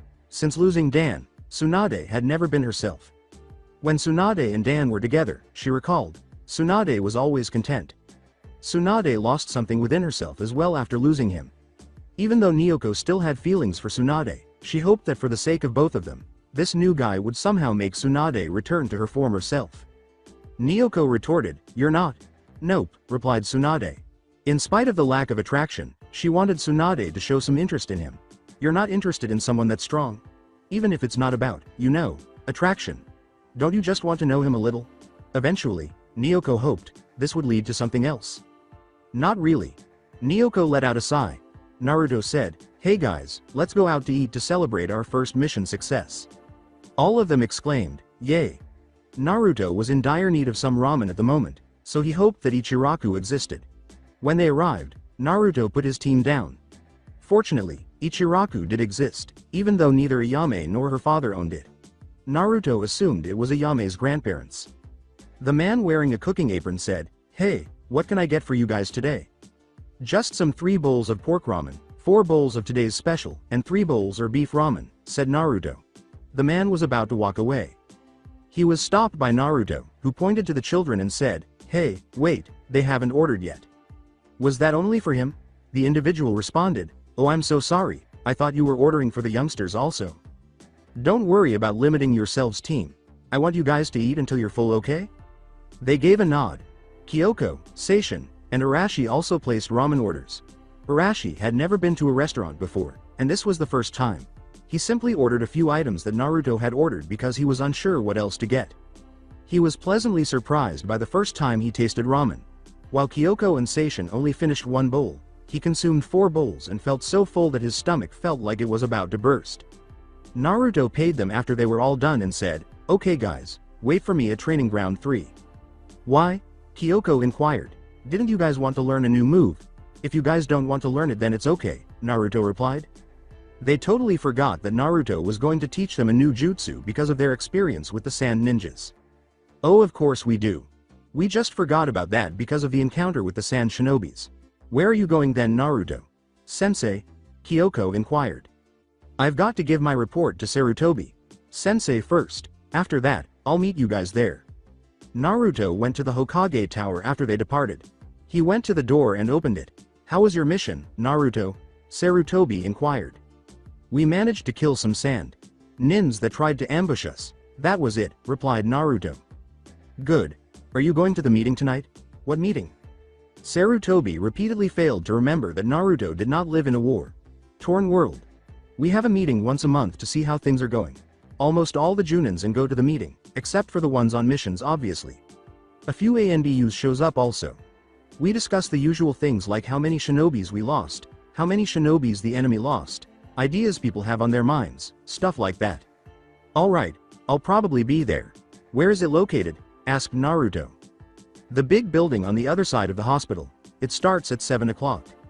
Naruto said, okay, and walked out of the room. Kyoko, Seishin, and Arashi were on their way to Training Ground 3. Kyoko inquired, what do you think he'll teach us? I hope it's that jutsu that he used on the sand. Nin. Man, that was so cool.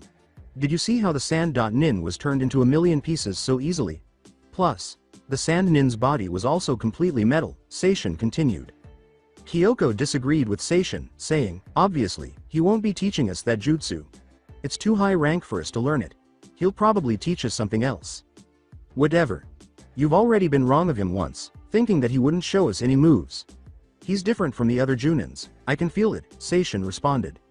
Our sensei is different in some way. Arashi thought, I can feel it too, even though I can't touch it. When he was interrupted, Arashi was still considering this.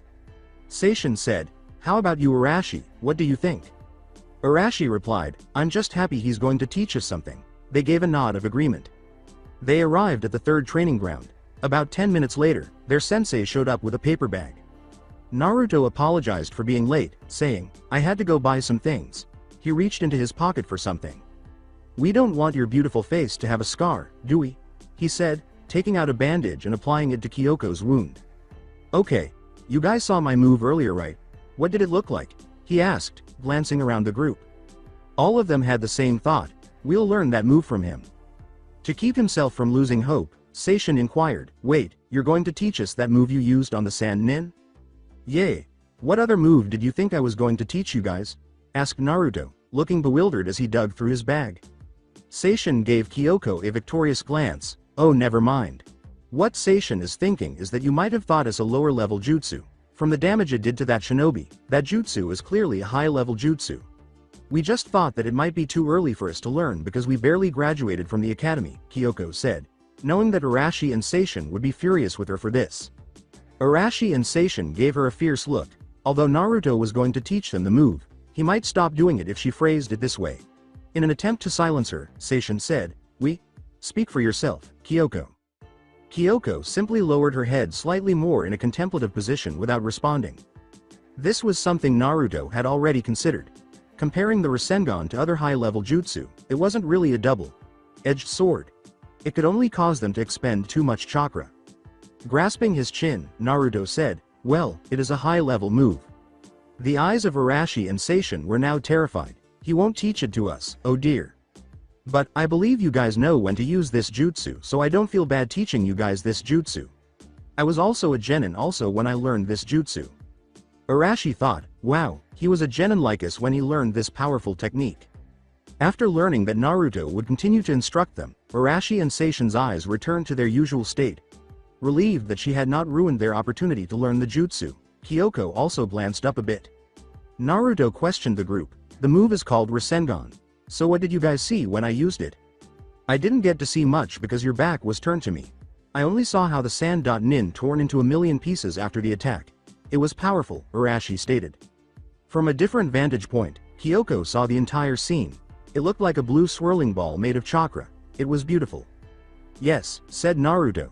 He performed the Rasengan with his right palm raised. When Arashi first saw it, it appeared to be a whirling ball of chakra. He noticed revolving chakra blurs. You're simply going to create a flow of chakra. First you must accumulate and maintain chakra into your hand. Next you release a constant amount of chakra. Finally you rotate the chakra.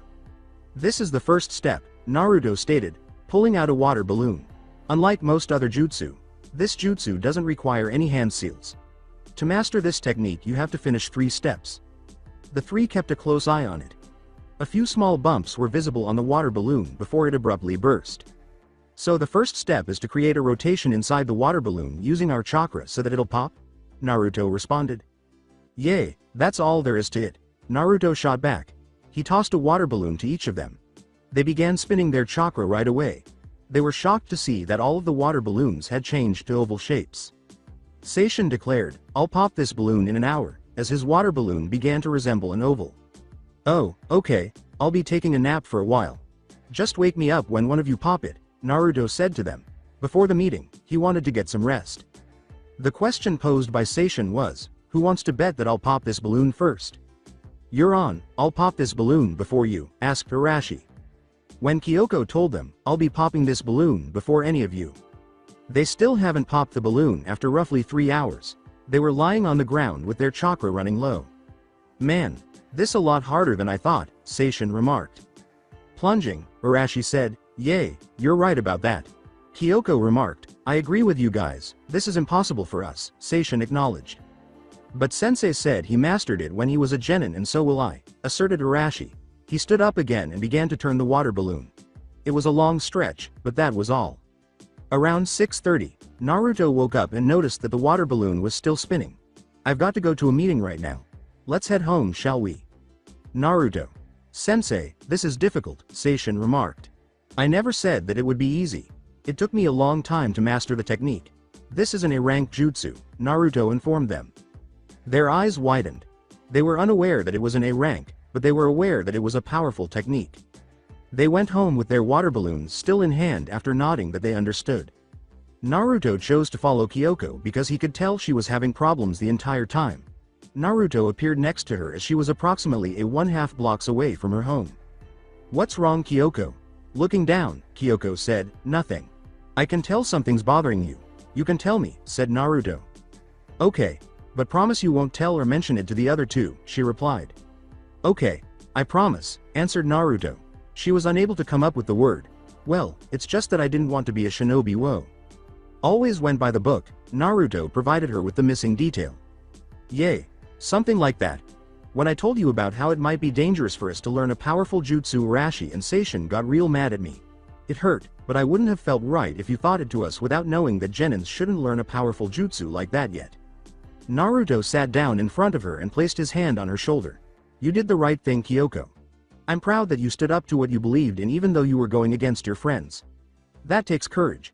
One day they might try to learn something or do something that is too dangerous and you're going to be the one that stops them. You're the one that will have the right way of thinking. Despite what he said, Naruto was aware that, in his younger years, he would have reacted similarly to Arashi and Seishin. He was older now, and he knew Kyoko was right. At least one of his students was cautious, which was a great thing to see. But it still doesn't feel good. Sometimes doing the right thing won't feel good, Kyoko. I also thought about how dangerous the jutsu was before teaching you guys. If I felt you guys weren't ready for it yet, then I would have waited, said Naruto.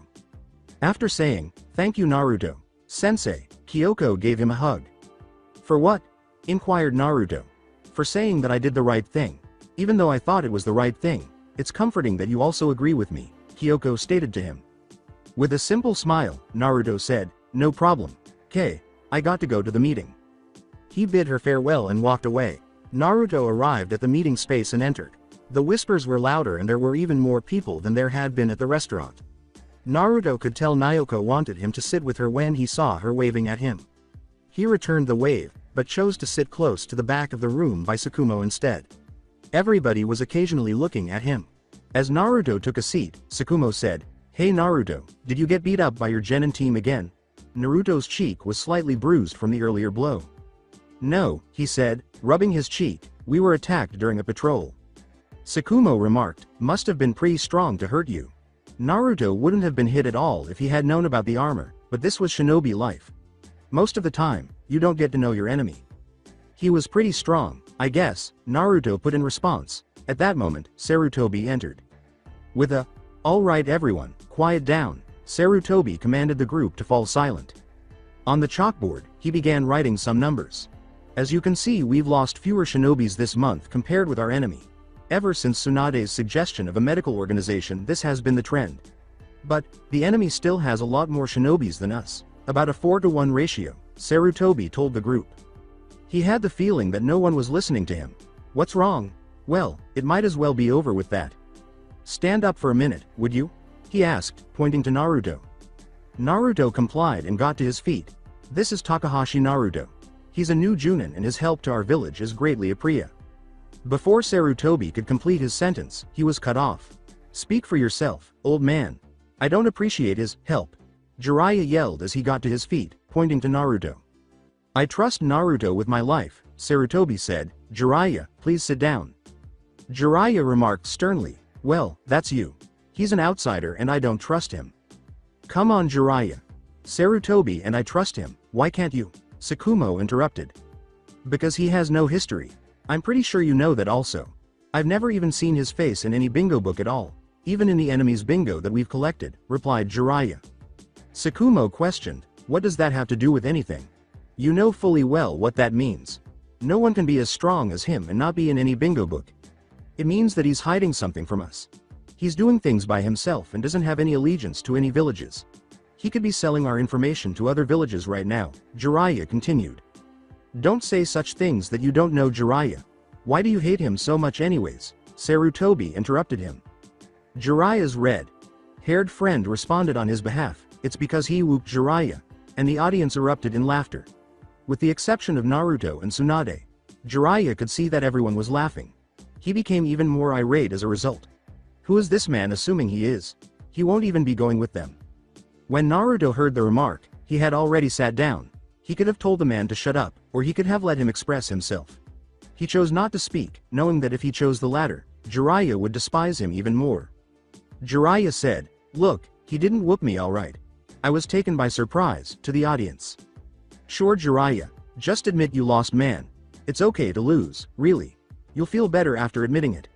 I'm not ashamed of being weaker than you," the man with the red hair said in a light-hearted tone. The group chuckled once more. Despite his desire to beat his friend into insignificance for his remarks, Jiraiya simply began to move toward the exit. 5 feet from the door, Sarutobi asked, "Where are you going?" "I can't stand being in the same room as him," Jiraiya said, pointing to Naruto. "I'll get the information from today some other time." He slammed the door and rushed out. Jiraiya kicked the floor as she left the room. A tiny sand puff appeared. "I detest that guy, damn it. I'll beat him the next time to prove to everyone how weak he is." "Anyone else feels the same?" Sarutobi sighed and shook his head. Tsunade stood up after about 15 seconds, and Nyoko attempted to stop her, but Tsunade swung her hand away. Naruto cast his gaze downward. Except for the 2 people he most respected, everyone else accepted him. He was deeply hurt by this. Jiraiya saw the door open after 15 seconds or so. He had a teammate. He questioned her, "Why are you out here?" Sarutobi asked if anyone felt the same, and I did. "Doesn't seem like you really hate him." "I don't hate him. I just don't like him for what he did to me. Plus, I don't trust him. Like you said, a person that's strong and being virtually unknown is quite suspicious." "What did he do to you? I thought you weren't those type of people who really took a competition seriously," Jiraiya replied. She never participated in any of the fights between him and Orochimaru, who were constantly fighting to see who was superior. "I don't care that he beaten me, it's what he did after." Jiraiya smiled at this. Jiraiya enjoyed Naruto's actions in that particular way. Feeling Jiraiya's smile, Tsunade said, "Yeah, I should kick your ass for that also." With his hands raised in front of him, Jiraiya said, "What? I didn't do anything. I didn't like it also, honest." "Shut up, Jiraiya, before I really do hurt you." Jiraiya asked her, "So, where are you going then?" "I'll just probably go home. You?" "Same here." After the meeting, everyone started to depart. Sarutobi gave Naruto a look. "Can I speak with you for a minute, Naruto? Tomorrow, there is going to be a very difficult mission. Since we have so little shinobis, I want you to be in this mission." Naruto interrupted, saying, "But most of the people don't completely trust me yet." "Yes, I know that, but this is a real difficult mission. I would have led this mission myself, but you showed up. I believe you can do it since you're a future Hokage." "Fine. What's the mission then? I'll tell you tomorrow." Naruto detested such behavior. Not all of it, but enough to tell him. It caused him to consider what they would say to him. Sarutobi said, "Don't worry, it's only tomorrow," with sadness. "Who's on the team then? I'll tell you tomorrow." "Again, damn it." Naruto pondered. Without masking his irritation, Naruto questioned, "Why didn't you just tell me this tomorrow then?" Sarutobi chuckled and said, "I don't know. I just wanted it to be on your mind." He was told, "Damn you, old man," by Naruto. "I'll see you tomorrow, Naruto. Come to my office at 10 o'clock in the morning," said Sarutobi, laughing even harder at this. Sarutobi's door was knocked on by Naruto. "Come in." When Naruto entered, he saw 3 people. Nyoko, Tsunade, and Jiraiya were there. He swallowed and moved to stand beside Nyoko. "Alright, since all of you," pointing to Naruto, Jiraiya questioned, Wait, he's going on this mission? Yes, he is. As I was saying, Jiraiya detested himself for what he was going to say. Why can't someone else go, like Sakumo or Orochimaru? They're on their own mission. Jiraiya answered, okay, I won't accept this mission then. Jiraiya, Sarutobi ordered. You will accept it. This is very important. Can't you even see that I'm using some of my strongest shinobis just for this one mission? Jiraiya sighed loudly. Good, as I was saying, Naruto will lead us. It's bad enough that he's going with us, but he's going to lead us. Jiraiya interrupted once more, emphasizing the pronoun, he. Naruto was unaware that he would be in charge of the mission. Sarutobi told him yesterday that he was going on a mission, but he wasn't in charge of it. He didn't mind if Jiraiya took the lead because he didn't want Tsunade or Jiraiya to despise him even more than they already did. Damn it, Jiraiya, stop interrupting me. Yes, he's going to lead this mission. No, I refuse to take orders from him. I'll lead the mission, Jiraiya replied. Naruto opened his mouth to say, Jiraiya Kana, but was cut off. No, you will lead this mission, Naruto. I feel that if you led this mission, the success of the team would be higher. Jiraiya became even more irate upon hearing this. According to his sensei, this man was more capable of leading than he was. Do you have anything more to say, Jiraiya? Cause I don't want to be interrupted again, Sarutobi replied. Jiraiya replied, no, go on, displaying his anger. This is an S-rank mission. Nyoko, you don't have to wear your mask for this mission. It's not an assassination mission. We have received word that the hidden village of Cloud and the hidden village of Rock are planning an attack on us. They're exchanging an important document stating how and when they're going to attack us. You are to intercept this document. By doing so, they would probably halt their attack. This would give us more time to increase the numbers of our shinobis. Since Konoha was beginning to regain its strength, Sarutobi was aware that the other countries wanted the war to end. They were losing more shinobi than the other countries, and eventually their numbers would be comparable. Konoha would benefit from more time. Tsunade inquired, when are they exchanging the documents? In 6 days. You four will leave in 2 days. They're meeting halfway between the two hidden villages in a small town. He handed the map to Naruto. That's all, said Sarutobi. Nyoko, Tsunade, and Jiraiya departed. Following their departure, Naruto inquired, why did you make me lead? I'm sure you can see that Tsunade and Jiraiya didn't like this and they don't even trust me. I know you're the best person to lead this mission, Naruto. I don't want any casualties in this mission. This can happen if one of the others were to lead this mission. Is there a lot of civilians in the town that they're meeting in? No, this small village composes mainly of shinobis. That's why this mission is going to be hard. You guys might be facing a village of shinobis. Oh, and here are the profiles of your team. I'm sure you already know Jiraiya's and Tsunade's strength and weaknesses, but they could be different than how you knew them. Sarutobi gave him 3 sets of profiles. While outside the Hokage tower, Jiraiya was strolling. Jiraiya detested Naruto's leadership, but this provided him with the ideal justification. That idiot is going to lose this time. He made the decision to challenge him only when he was by himself. As Naruto left the building, he noticed Nyoko waiting for him alone. Together, they strolled along the dirt road path.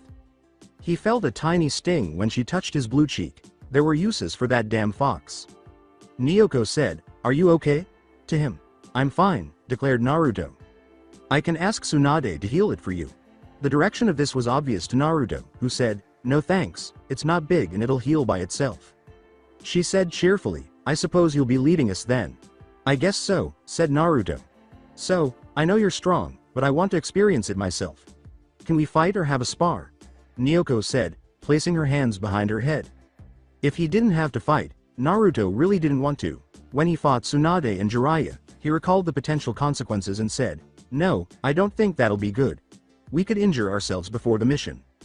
"How about after the mission then?" she asked, sensing that Naruto was attempting to avoid confronting her.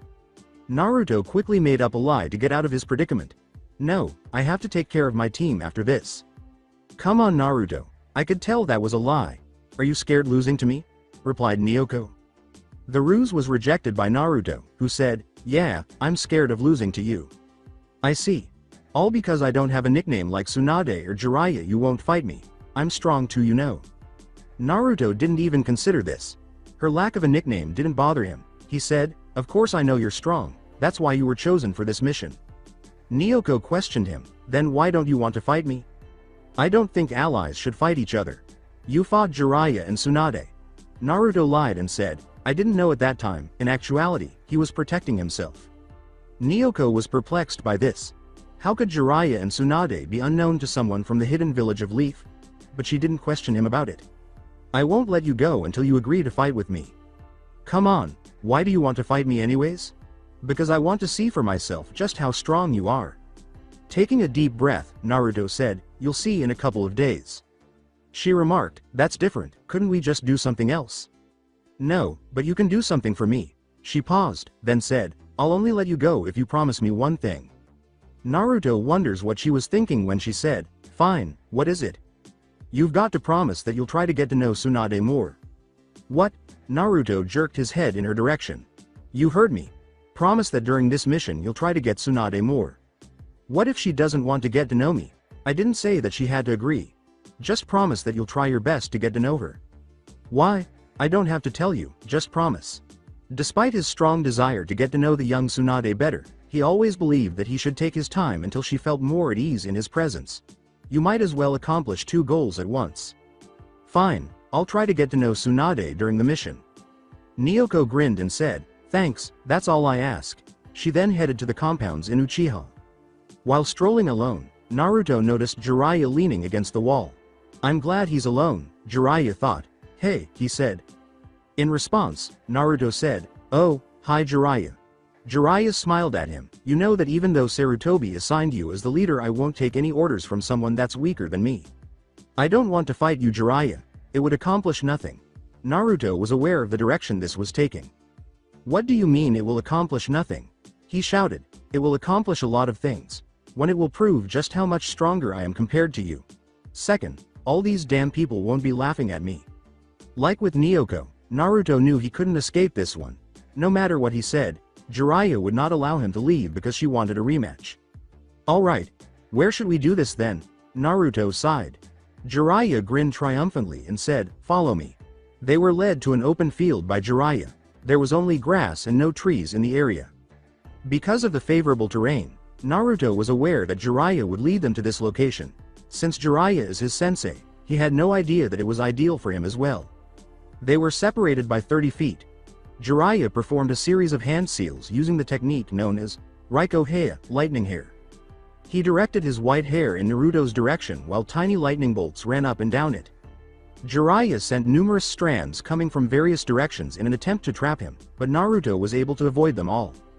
We'll test your ability to dodge without the ground, alright. Jiraiya performed additional hand seals, Doden. Yomi Numa, Swamp of the Underworld.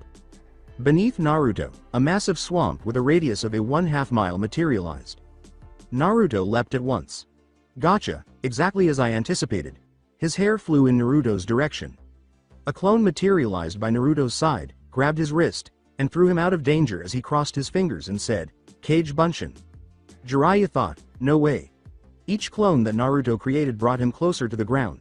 To get to dry land, 10 clone throws were required. This was challenging as well because Jiraiya was attempting to assault him with his hair at that moment. When Naruto landed, Jiraiya performed a series of hand seals, including Dido Nami, Mud Wave. A massive wave of mud rose and nearly fell on top of Naruto, but he was able to avoid it. Kyusei Hinotama, Great Fireballs. Jiraiya had hurled his white hair and a few fireballs at Naruto as he attempted to avoid the mud. He seems to have been training with me and is already familiar with all of my methods, damn it. He's not even attacking me, either. The second part infuriated Jiraiya. He thought Naruto was making fun of him. Okay, I'll use something that hasn't been emptied. A pink substance encircled Jiraiya and Naruto as he performed some hand seals, Gamaguchi Shibari, Toad Mouth Binding. Jiraiya said, sorry, but no one gets out of this, as Naruto and Jiraiya were engulfed by the pink matter. Jiraiya grinned and said, I've defeated him. About 30 seconds later, Jiraiya realized something was amiss. Naruto wasn't being eaten by the mountain toad's organs. What's the matter?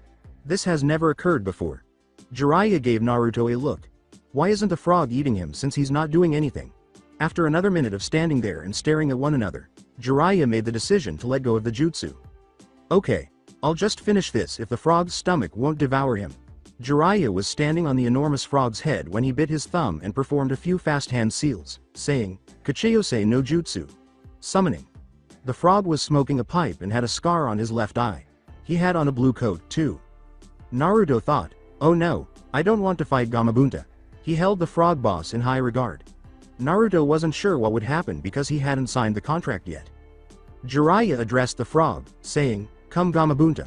Our enemy is before us, let us crush him. After exhaling some smoke, the frog turned to face Naruto. I don't want to, he said sluggishly. Jiraiya remarked, why? He's the enemy, we have to kill him. Gamabunta swore and remarked, I should kill you for using me to fight a spar. It's obvious that he's not an enemy, Jiraiya. Now Jiraiya felt a little afraid. Come on Gamabunta, help me win this one, he said anxiously to the frog boss. Gamabunta exhaled more smoke and said, look, I don't want to fight him, plus I know that you'll lose already. Jiraiya angrily chanted, what, I won't lose, to the frog boss. He could have killed you about half a dozen times if he wanted to, Gamabunta stated. Jiraiya was enraged by this. Even the frog boss believed Naruto was more powerful than him. Jiraiya attempted to deceive the frog boss into assisting him by saying, well, if you help me then it won't be the case. Nope, I don't want to, yelled the frog. Gamabunta looked at Naruto and said, just beat him real fast so he'll understand. Jiraiya is an arrogant person. He won't accept defeat until it's shown to him. When Jiraiya heard this, he became irate. The way the frog boss spoke to him was offensive. I'll be leaving if that's all you ask, Gamabunta said, glancing up at Jiraiya. He poofed himself out. Jiraiya was falling from a height of around 100 feet, head first. Just before landing, he performed a flip. Something grabbed his arms and legs as he landed. Jiraiya was held by each of the 4 shadow clones that Naruto had created. Oh no, I should have kept my eyes on him. He felt something touch his neck abruptly. Behind Jiraiya, Naruto had a kunai close to his throat. It's over Jiraiya, Naruto told him in a tone devoid of feeling. Jiraiya was aware that it was over. The clones held him, preventing him from moving at all. Naruto was in charge of his life once more. Will he murder me this time? All of the clones vanished at once, and Naruto let go of the kunai. Before Jiraiya could respond, he departed. Jiraiya dropped to her knees and punched the floor. I can tell he's stronger than me. I was the only one who failed to notice it. The frog boss was aware as well. Although Naruto felt bad about undermining Jiraiya's pride, he was aware that there was no other option. Now he knew what needed to be done. Naruto purchased a small cup and 10 large barrels of sake from the neighborhood bar. The owner gave him a strange look, but Naruto didn't mind. He created 10 barrel-wielding clones. Follow me guys, he announced to them. Naruto left the hidden village of Leaf after traveling roughly 5 miles. He checked to make sure nobody was around. Gamabunta appeared after he performed a few hand seals and Kachiyose no Jutsu, summoning, when he realized he was by himself. You know who I am, right? Naruto asked, looking at him anxiously. Of course I do, Naruto. I was wondering when you'll call us to ask what happened, but you never did, Gamabunta replied. He released a puff of smoke. I thought that since I haven't signed the contract with the frogs yet during this time that you might not have known me yet, Naruto replied without emotion. The enormous frog chuckled. He saw the enormous barrels and decided not to respond to Naruto's question yet. Oh, I see that you brought some sake with you. Are you going to drink with me? He asked. Yay, I'm 21 now and we haven't had our drink together yet, said Naruto. He recalled that the frog informed him that they had not yet had a drink together the second time he had called upon Gamabunta. The frog sucked down one of the barrels. Naruto pulled out his sake cup and took a sip.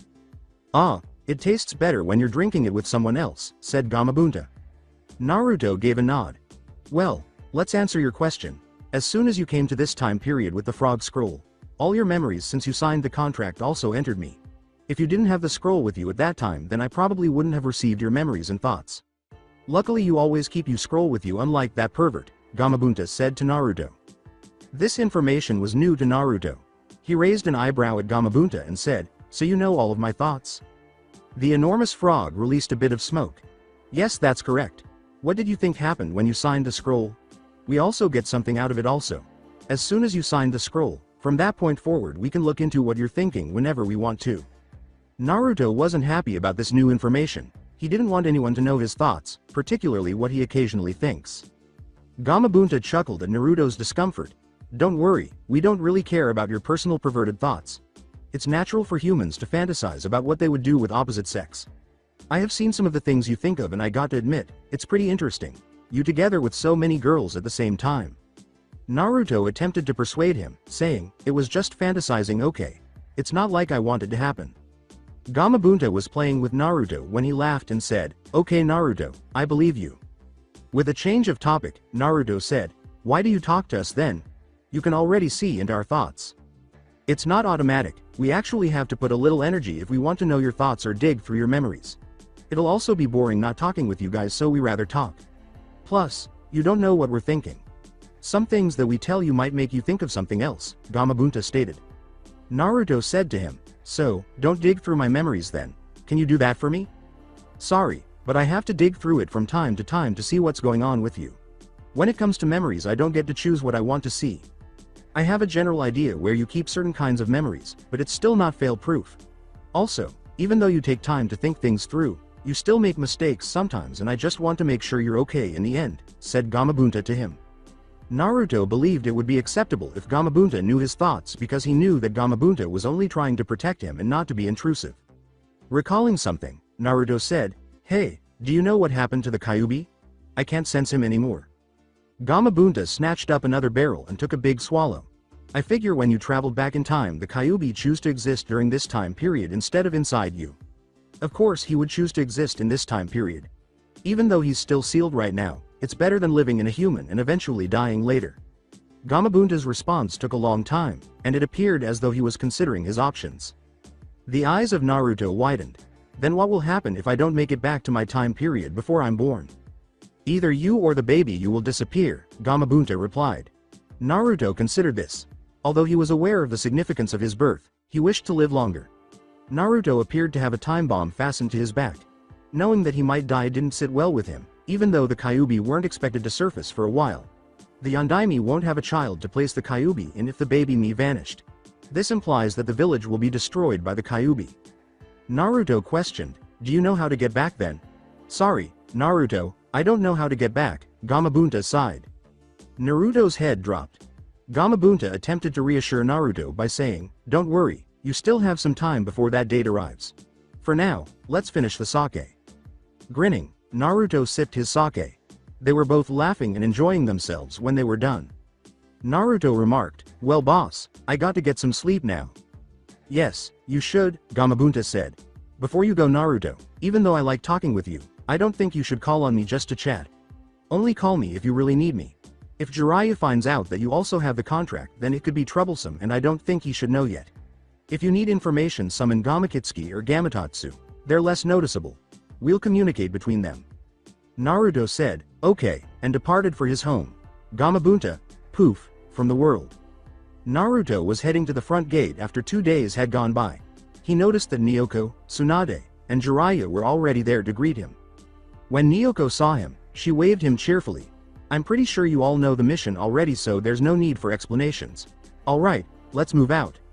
This time, Naruto was in the lead. He decided that if he was at the front, they could hear him more easily because he knew that each member could take care of themselves. Nyoko knew there was a problem with Naruto as soon as they set out on their journey. She moved beside Tsunade after leaving his side. "What's wrong, Naruto?" "Oh, nothing," was his response. "You're not a very good liar, you know that." His recent information from Gamabunta was on his mind.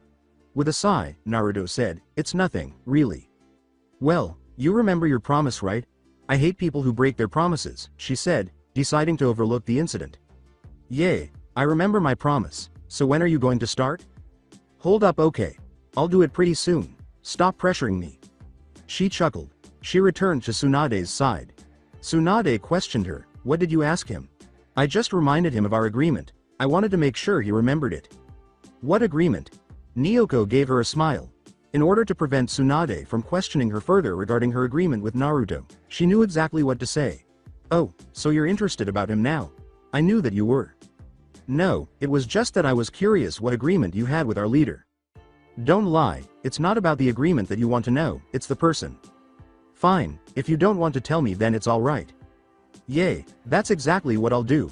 I won't tell you." Naruto decided it was time to camp since it was getting dark. He produced a scroll and performed a few hand seals, poof. 3 tents, a cooking pot, a few plates, chopsticks. A tiny refrigerator roughly the size of 2 backpacks, and 4 sleeping bags appeared then. Nyoko accompanied him as he left the group to collect some wood. Hey, so when are you going to start? Nyoko asked when they were alone. To show Nyoko that he was sick of hearing this, he placed a hand on his forehead and said, Nyoko, I will, just wait, okay? I won't break my promise. Knowing that she was getting under Naruto's skin, she grinned. For the first time, she could see that he was disturbed. "K, I was just making sure," she said with contentment. Naruto lit a fire and began preparing food. The group as a whole was amazed. Seldom did shinobis cook while on missions. They ate icky rations most of the time. He divided the food into 4 plates and served them after he was done cooking.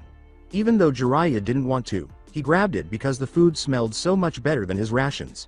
He returned his rations to his bag. Unlike Jiraiya, Tsunade and Nyoko did not hesitate. Nyoko remarked, "Wow Naruto, you really can cook." This was not a lie.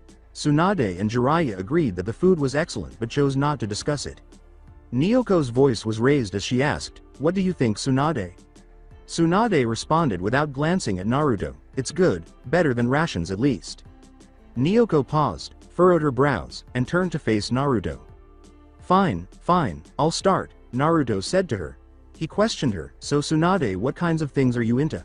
"Oh my god, that's the best thing you can think of," Nyoko said to him. A brief chirping of crickets was heard.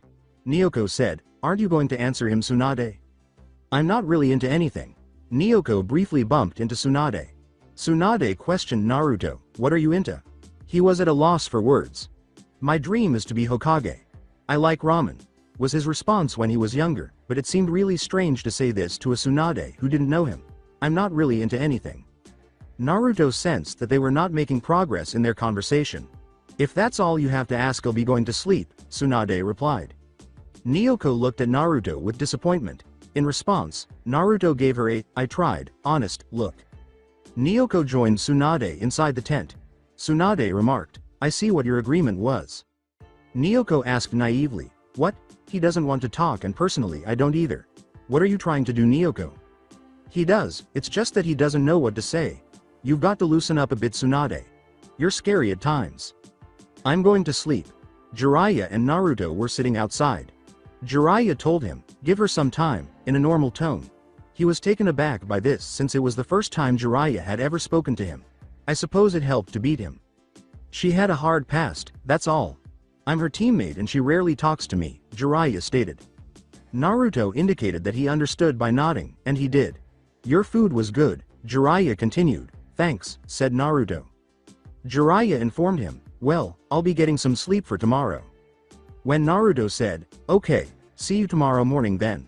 There were hills all around the little village.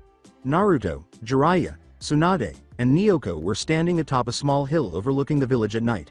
Despite Nyoko's best efforts to start a conversation, Tsunade and Naruto didn't speak much on the way to the village. Naruto was asked by Jiraiya, "What's the plan then?" Naruto focused by closing his eyes. He didn't say anything for roughly 2 minutes.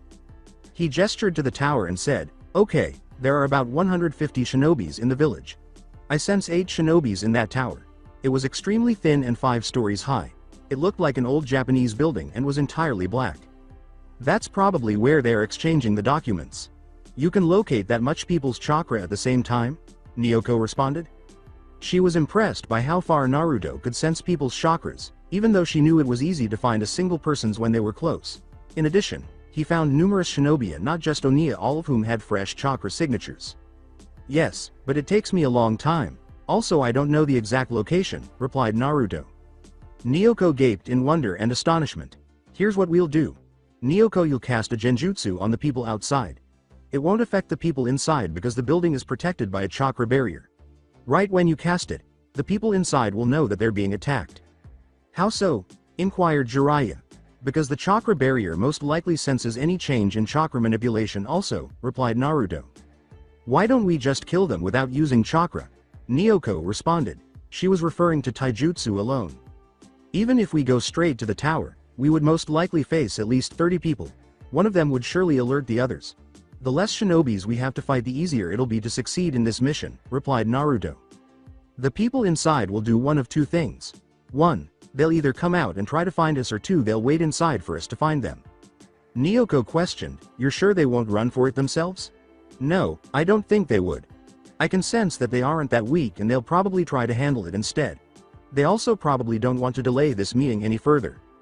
How strong? Inquired Jiraiya. Not that strong, but they outnumber us 2 to 1, came Naruto's response. Naruto questioned her, how long will your genjutsu last on the shinobi's Nyoko? About 20 minutes since I'll be casting it over a large radius, she replied. We'll reach there in about 5 minutes. That means we have 10 minutes to get the documents and 5 minutes to get out before the shinobis are released from the genjutsu. Jiraiya remarked, that's not a lot of time. Naruto concurred, saying, yes it isn't, but it's the best we can do. Nyoko questioned, what'll happen if we don't make it out in time? Then, Naruto laughed, we'll have one hell of a party. Nyoko frowned at how carefree he was. In the event that they were unable to escape in time, she believed Naruto had a better escape strategy. Naruto replied, don't worry, I believe in our abilities, recognizing Nyoko's disapproval of their prospects. Nyoko exclaimed, 4 against 150, right, incredulously. Jiraiya told her, you forgot to add 4 strong people. Yes, Jiraiya's right. If I didn't think we would survive this, I would have called it off when we got here, Naruto replied. Nyoko questioned, even after you were already given the mission? Yes, said Naruto. He asked the group, ready? They gave a head nod. Naruto said, okay, go Nyoko. Feathers began to fall on the town as Nyoko began performing some hand seals using the Nihon Shoja no Jutsu, Temple of Nirvana technique. After Nyoko activated her Sharingan, the 4 of them began to dash as fast as they could down the mountain. Upon arriving at the tower, Naruto performed a series of hand seals, unseal. The invisible barrier briefly turned yellow before vanishing. Naruto said, let's go, to the group. They climbed to the top floor of the building and opened the door. A voice asked, who do we have here? The purple-haired man grinned. He was about their age. A girl wearing a small shirt said, we have 2 Sanins, a Uchiha and a worthless shinobi. Her orange hair was secured in a bun.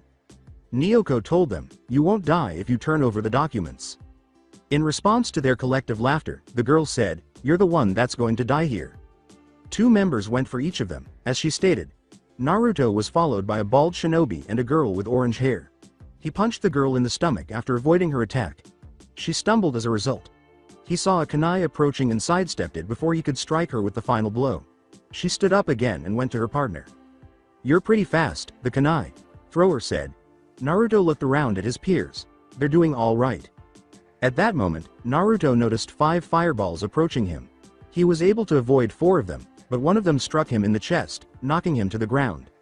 Fortunately, Naruto was able to quickly recover from the attack because it wasn't a high-level technique.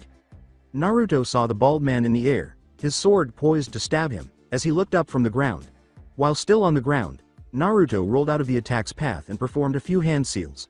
Mini Surara. Mini icicle. Thousands of slender icicles sped in the direction of the man, piercing him from head to toe. In an instant, he was dead. Looking to his right, Naruto saw that Tsunade had used her punch to remove one of the shinobi's heads. Jiraiya had used his hair to kill a shinobi as well. Nyoko's face was covered in blood from the shinobi she had sliced off its head. Now they were all even. A shinobi commanded the other 4 to run for it, but they were all killed before they could do so. Naruto picked up the scroll and approached the headless shinobi. In one of his scrolls, he sealed it. Well, that was easier than most A-ranked mission. I thought this was an S-ranked mission, Nyoko said. It will be if we don't hurry, answered Naruto. Nyoko remarked, we still got 5 minutes, Naruto told her, I don't want to take my chances. Let's move, and they went downstairs. About 100 shinobi were grinning broadly at them when they opened the door. The man with the green hair turned to face Naruto and said, we hit the jackpot, guys.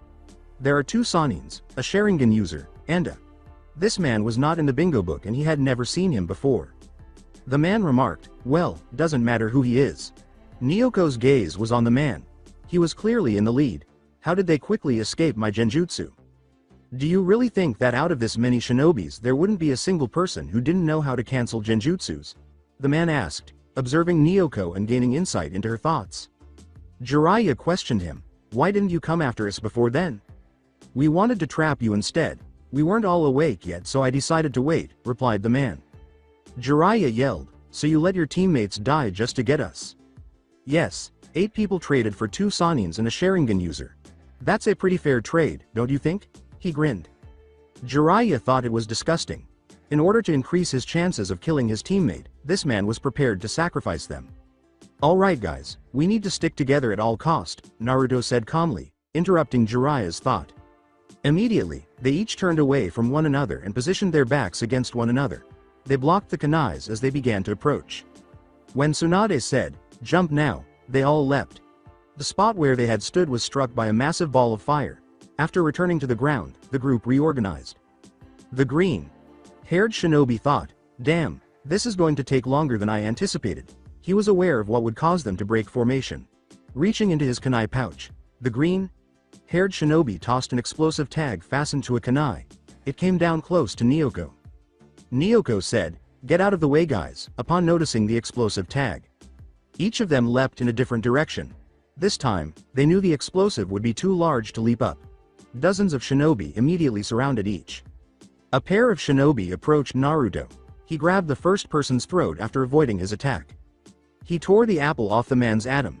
These are merely Chunin level shinobi. After performing a few hand seals, Naruto declared, "Mini Surara. Mini Icicle." The ninjutsu captured about a dozen shinobi, who perished instantly. Naruto saw something that terrified him as the shinobis fell. About 15 feet away, he noticed Tsunade on her hands and knees. A shinobi stood with a sword in both hands, poised to stab her. "No!" shouted Naruto. He instantly ran close to Tsunade with all of his strength. Naruto threw his body on top of her as the sword was coming down, and it stabbed him in the lower back, close to his spinal cord. Even though the pain was unbearable, he knew he couldn't consider that. He kicked the man 20 feet back after turning around. Reaching for the sword, Naruto drew it out. He felt blood trickle down his lower back. Immediately, he sensed hundreds of kunais joining him, along with Jiraiya and Nyoko. When Jiraiya heard Hari Jizu, Underworld Guardian Spikes, her hair instantly stood up to defend the group. Nyoko questioned Naruto and Tsunade, "Are you guys okay?" "I'm fine," replied Naruto. Blood came up in his cough. When Nyoko started to say, "You're hurt Naruto, you shoulda," she was cut off. Naruto got up slowly and said, "I'm okay." He was aware of his obligations. Jiraiya's hair wouldn't keep them safe for very long, Naruto knew. This was his only option, but he hoped Jiraiya wouldn't despise him for what he was about to do. "Jiraiya, keep your hair as long as you can," Naruto advised him. In a lengthy sequence of hand seals, Naruto performed Kazangan Yomi, Lava of the Underworld. When Jiraiya heard the screams of roughly 100 shinobi, he was still sporting his hair around the team. "Keep protecting us," Jiraiya was told by Naruto. It would be a little while before the houses were swallowed up along with the shinobis, and Naruto was aware that some of them were still on the rooftops. After a minute or so, Jiraiya pulled his hair back and Naruto said, "Okay, that should be long enough." The group couldn't believe what Naruto had done when they saw it. The entire town was gone. As far as they could see, molten lava encircled them. The mountain they had been standing on earlier now looked like a freshly erupted volcano. The small piece of land they were standing on was the only thing that wasn't lava. "Naruto, it's nice that you killed all the enemy shinobis, but how are we going to get across this?" replied Nyoko. Jiraiya was already aware of his plan. 4 clones materialized in the air and seized each of them by the wrist as Naruto grinned at her and crossed his fingers, saying, "Kage Bunshin." They flung them into the sky. 4 more clones emerged and began tossing them across the lava as Naruto crossed his fingers once more and said, "Kage Bunshin." Before they eventually touched down, this went on for roughly 10 minutes. When Naruto landed, he fell to the ground. With so many clones in his technique, he was a little worn out. The pain in his lower back was more bothersome. Nyoko said, "Well, that was an unexpected way of using shadow clones, after landing on dry land. Are you tired? If so, we should rest," Jiraiya asked him. To which Naruto replied, "No, I want to get back." Before they set up camp, they traveled late into the night. When Jiraiya told the group, "I'll be the watch.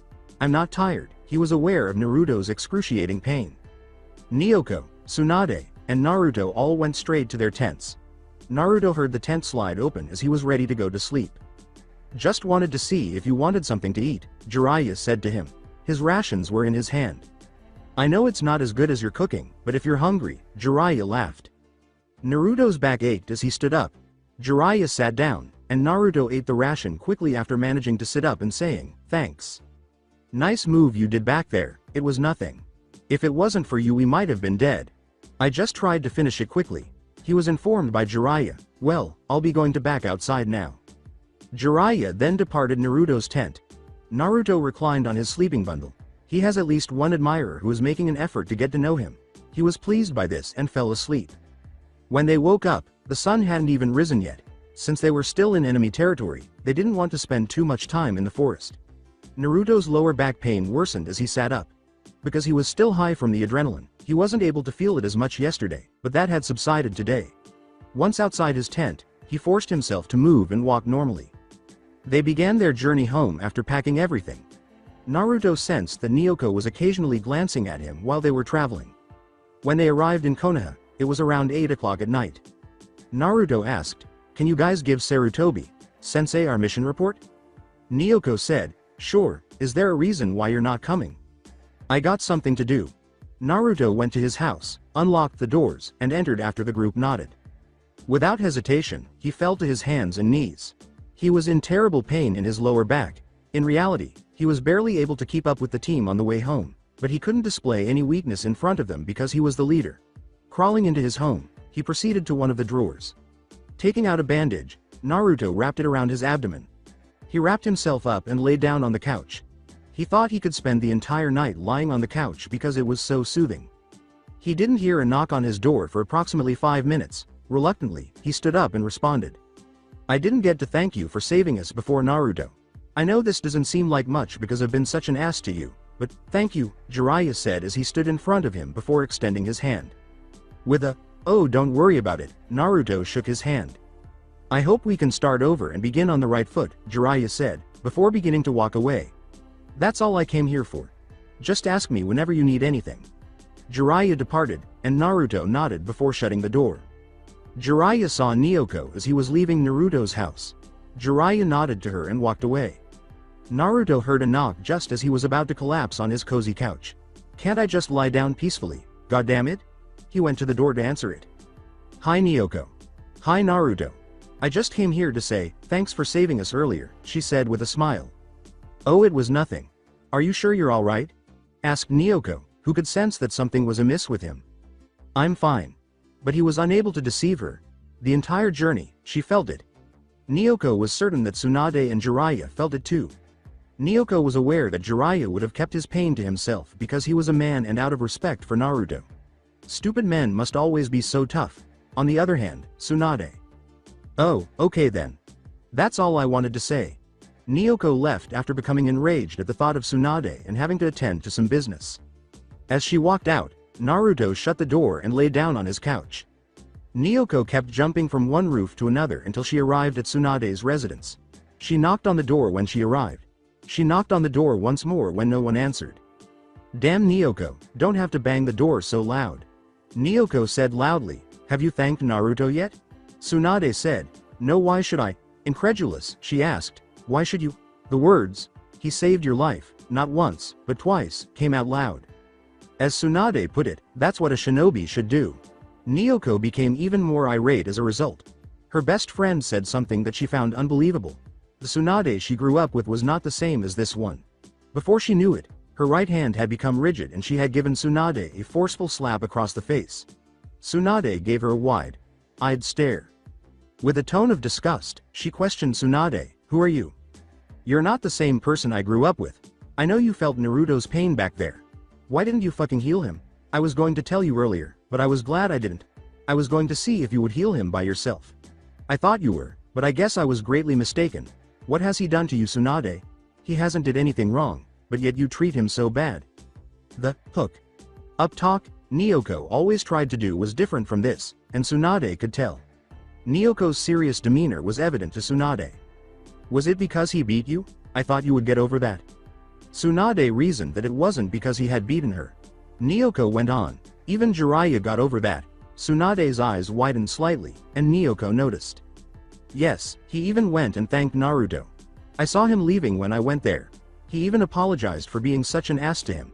Please tell me what he has done to you to receive such treatment because I only seen him being friendly towards you." Tsunade was unable to respond to this. "I can't believe I call someone like you my friend. Dan would be disappointed in a person like you," Naoko replied. Before Tsunade could say anything, she hurried off. Tsunade stood in the doorway, unable to speak, with one hand on her face where Nyoko had slapped her. This was the first time since Dan's passing that Nyoko ever mentioned him. She started to consider what Nyoko had said. Did she go too far with her small grievance against Naruto? Nyoko was correct. Naruto had only attempted to be kind to her aside from that one instance. She was aware that her treatment of him was incorrect. Tsunade went outside the village where she first met him after leaving her home. Somewhere out here, I'm sure. About 20 minutes passed before she eventually located it. Although it appeared extremely trashy for spending so much time in the forest, she noticed the orange jacket on the ground. After picking it up, Tsunade went back to the village. She went to knock on the door of Naruto's house. It was some time before he finally opened the door. He was wearing a cooking apron, as she could see. He made sure not to look down because he knew Tsunade detested that. "Oh hi Tsunade. Thank you for covering me with this during that one time. I'm sorry I didn't return it after I used it. It's still dirty but," Tsunade said, extending her hands while holding the jacket. Grinning, Naruto grabbed his jacket. He could sense Tsunade's sincere apologies. "Thanks. I'm sorry for putting you in Jiraiya." He was interrupted by Tsunade, who was unable to look at Naruto as she said, "I'm also sorry for not thanking you earlier for saving me twice." She turned her head to the side because she was too ashamed of herself. The response from Naruto was, "It's okay, that's what shinobis should do." She felt something grab her hand just as she opened her mouth to speak. Her heart leapt in surprise at this. She noticed a young boy holding her hand when she looked down. He had a water balloon in his other hand. "Hello, my name is Nakashima Arashi. Wow, I know who you are, you're one of the Sanins. Are you joining us?" "Naruto. Sensei is going to cook right now," Arashi said with a tone of innocence. The young boy had already dragged her inside the house before she could speak. Arashi responded, "You're Tsunade. Chan right, more as a response than a query." Arashi said, "Can you heal Naruto? Sensei? He's really hurt." Hearing the young boy beg her to heal his sensei broke her heart. Due to her own selfishness, she allowed Naruto to suffer. Naruto said, "Arashi," in a somewhat stern tone, telling Arashi that he shouldn't have asked that question. Tsunade said, "That's one of the reasons why I came," as she glanced down at the young child. After grinning broadly at her, Arashi took his water balloon and sat down on the couch. While Naruto was cooking, Tsunade moved behind him. Tsunade said to him, "I'm also sorry for not healing you earlier," she said to him, "Where is the wound?" When he lifted his shirt, he revealed a bandaged lower back. Tsunade removed the bandage with caution. The wound was worse than she had anticipated. An infection was spreading from the wound. There might be a scar if he doesn't recover quickly. Tsunade warned him, "I have to reopen the wound to take out the residue. It could sting." He gave a nod. Naruto's wound began to bleed, and her hands began to glow a pale green. A minute after the black blood began to flow out, it began to seal itself once more. "Thanks," he said politely before lowering his shirt. She was aware that he had not thanked her. Tsunade gazed at the young boy while perched on one of the dining room chairs. He was moving the water inside his water balloon with such intense focus that she could tell. Arashi took a moment to look at Naruto's jacket. "Naruto. Sensei, is this your clan symbol?" was the symbol on the back that he found most appealing. "Naruto, you could say that," replied. The kitchen was still where he was. Arashi remarked, "It's a very cool design." After setting down the water balloon, Arashi put the jacket on to check its fit. For him, it was much too large. He removed it and returned his focus to his water balloon. Naruto finished cooking after about 5 more minutes. Arashi joined Naruto and Tsunade at the table. He also arrived at the table with his water balloon. This time, Naruto prepared some pork-based friend rice. It was delicious once more. "This is good," Tsunade remarked. "Thank you," said Naruto. Tsunade was intrigued as she gazed at the boy. After finishing his plate, he was once more focused on his water balloon, this time to the point where his tongue protruded from the side of his mouth. "What game are you playing with your water balloon?" "I'm not playing, I'm training," Arashi cheerfully informed her. "Training?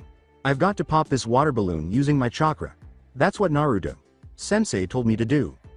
"Pop the water balloon?" "Yes, it's the first step. After I pop the water balloon with my chakra, we'll go to the next step." "Naruto Sensei, could you show it to Tsunade-chan?" Naruto chuckled. Arashi pleaded with Naruto. "Sensei, pop the water balloon, please." He wanted to make an impression on her. "Yay Naruto, can you show me?" asked Tsunade, who was also intrigued. After a brief pause, Naruto picked up the water balloon. In contrast to Arashi's method, Tsunade noticed small bumps on the balloon, and it abruptly burst. I see that, in contrast to Arashi, he is rotating it in multiple directions. Naruto will do more than simply show him. He wants Arashi to solve the problem on his own. Arashi could tell by the look on her face that she wasn't particularly impressed with his sensei's actions. He grinned broadly as he said, "Show Tsunade-chan the real jutsu sensei," to Naruto. He sincerely hoped his sensei would impress Asanin. "I don't think she wants to see a weak jutsu," Naruto stated cheerfully in response. "Please, please, please show her," Arashi said, raising his hands in a prayer-like gesture. After turning to face Tsunade, Arashi exclaimed, "It's not weak, Naruto. Sensei is just lying. It ripped apart a guy that was completely made out of metal." Tsunade said, "Yes, show it to me, Naruto," with curiosity. "Okay, I guess it couldn't hurt." Tsunade gave Naruto a look. As he raised his right hand, Naruto's hand was suddenly surrounded by a stunning blue sphere. She felt a little lightheaded just staring at it because it was spinning so quickly. This wasn't your typical jutsu, and she knew it. Arashi was pleased to see that Tsunade was impressed. He rose from the table and filled another balloon with water, saying, "See, it's very powerful and I'm going to learn it." He proceeded to sit on the living room couch and kept attempting to pop the balloon. Naruto and Tsunade remained seated at the tiny dining table, staring at him. "Naruto, I can tell that's a hard jutsu. Are you sure you're not setting him up for failure?" Tsunade said in a voice so low Arashi couldn't hear. "He'll be fine." The water balloon caught Arashi's attention. Arashi noticed a change when his sensei popped the balloon for Tsunade. His sensei's water balloon was just swirling from side to side, but his had bumps when it burst. After giving it careful thought, it finally occurred to him. He extended his hand and attempted to rotate his chakra in a variety of ways. Abruptly, the balloon burst. Arashi's gaze widened. "Good job, Arashi." Naruto grinned at him after observing his recent actions, and Tsunade also grinned at him. Arashi exclaimed, "I did it. I finished the first step with great joy." With great excitement, Arashi asks, "What's the second step, Naruto?" "Sensei." He couldn't wait to begin the second step. "I'll tell you guys some time later. You can tell Kyoko and Seishin how you did it." Tsunade thanked Naruto for the food after finishing her meal and departed the house. Tsunade left, and Arashi did too. "Bye, Tsunade-chan. It was nice meeting you," Arashi said as he went to his house a few doors down. "Bye, Arashi. I'll see you around." Nyoko was standing in front of Tsunade's house when she arrived home. She apologized to Tsunade for her actions, saying, "My emotions got the better of me." To stop her, Tsunade raised one hand and said, "It's okay, I deserved that." Their friendship was immediately re-established. Nyoko asked her curiously, "So, you went to his house then?" "Yes, I did. I went and apologized to him." "When did you go?" "I went after you told me." After calculating the duration of her reprimand of Tsunade, Nyoko concluded, "That was about 2 hours ago." "What were you guys doing?" Nyoko asked, beaming broadly at Tsunade. Tsunade instantly felt bad about informing Nyoko of the new information. "We didn't do anything." Nyoko told her, "Tsunade, it doesn't take 2 hours to apologize. Tell me everything you have to say." It wasn't until she said, "He cooked dinner for me and one of his students. His student is an orphan," judging where he lived, that Tsunade realized Nyoko wouldn't leave her alone. Dinner," Nyoko said, grinning even more at Tsunade. To which Tsunade replied, "It wasn't anything like that." "How was it then?" inquired Nyoko. "As expected, he didn't hate me for not healing him right away. His student really seemed to admire him. He kept bugging Naruto to show me his technique," Tsunade continued. Nyoko said, "Show you his technique," with a sadistic laugh. Tsunade said in a high voice, "Damn it, Nyoko.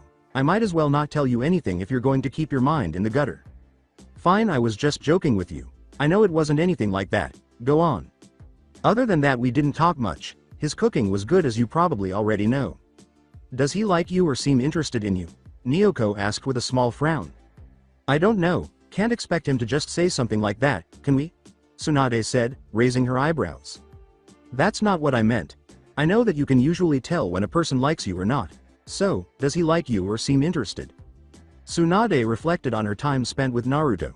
She looked to see if Naruto had left any indication that he felt that way about her. "Actually no, he doesn't seem interested. At least in the type of way that you're asking." Nyoko glanced at Tsunade to check for deception. There was no indication to her that Tsunade was lying. He does seem interested in you though, right?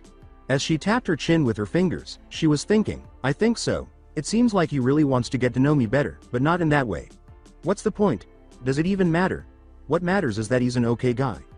Even though Nyoko knew she was going a bit too far with this question, she still wanted to ask, are you interested in him?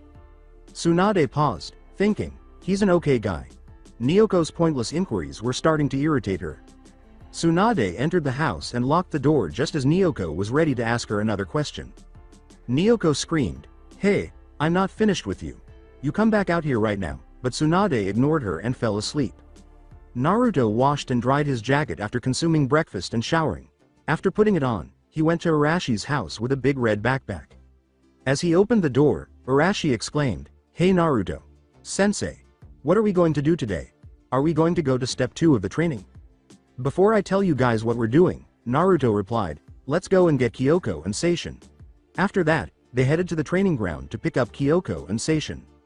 Kyoko asked, why are we here, Naruto? Sensei? Naruto responded, well, to start, one of you was able to pop the water balloon. Kyoko said, wait Arashi, you popped the balloon? Arashi made the water balloon pop by holding it up. He exclaimed, I won the bet, with excitement. How do you do it? Seishin inquired. Don't rotate the chakra in one way. You have to rotate it in many different directions, Arashi advised them to do. When Kyoko and Seishin began to rotate their water balloons, it abruptly burst as well. They looked over at Naruto. Kyoko told him, Naruto. Sensei, you ought to have informed us of that sooner. Naruto remarked, I wanted you guys to find out on your own. With excitement, Kyoko inquired, what's the next step? Naruto replied, not so fast. We're going to do something else today. As he said this, he noticed a slight frown on their faces, but they soon covered it up. Don't worry, what we're doing today is very important for a shinobi. Even more important than learning the next step of the jutsu, said Naruto. According to Seishin, are we training then? When asked, yes, just the 4 of us, Naruto replied. As Arashi exclaimed, so are we learning a new jutsu? Cool. Not quite. We're going to train on stealth and detection. He noticed their frowns once more. They made no attempt to conceal it this time. He said, what's wrong? To them. We already learned that in the academy. It's really easy. How will stealth and detection help us get stronger?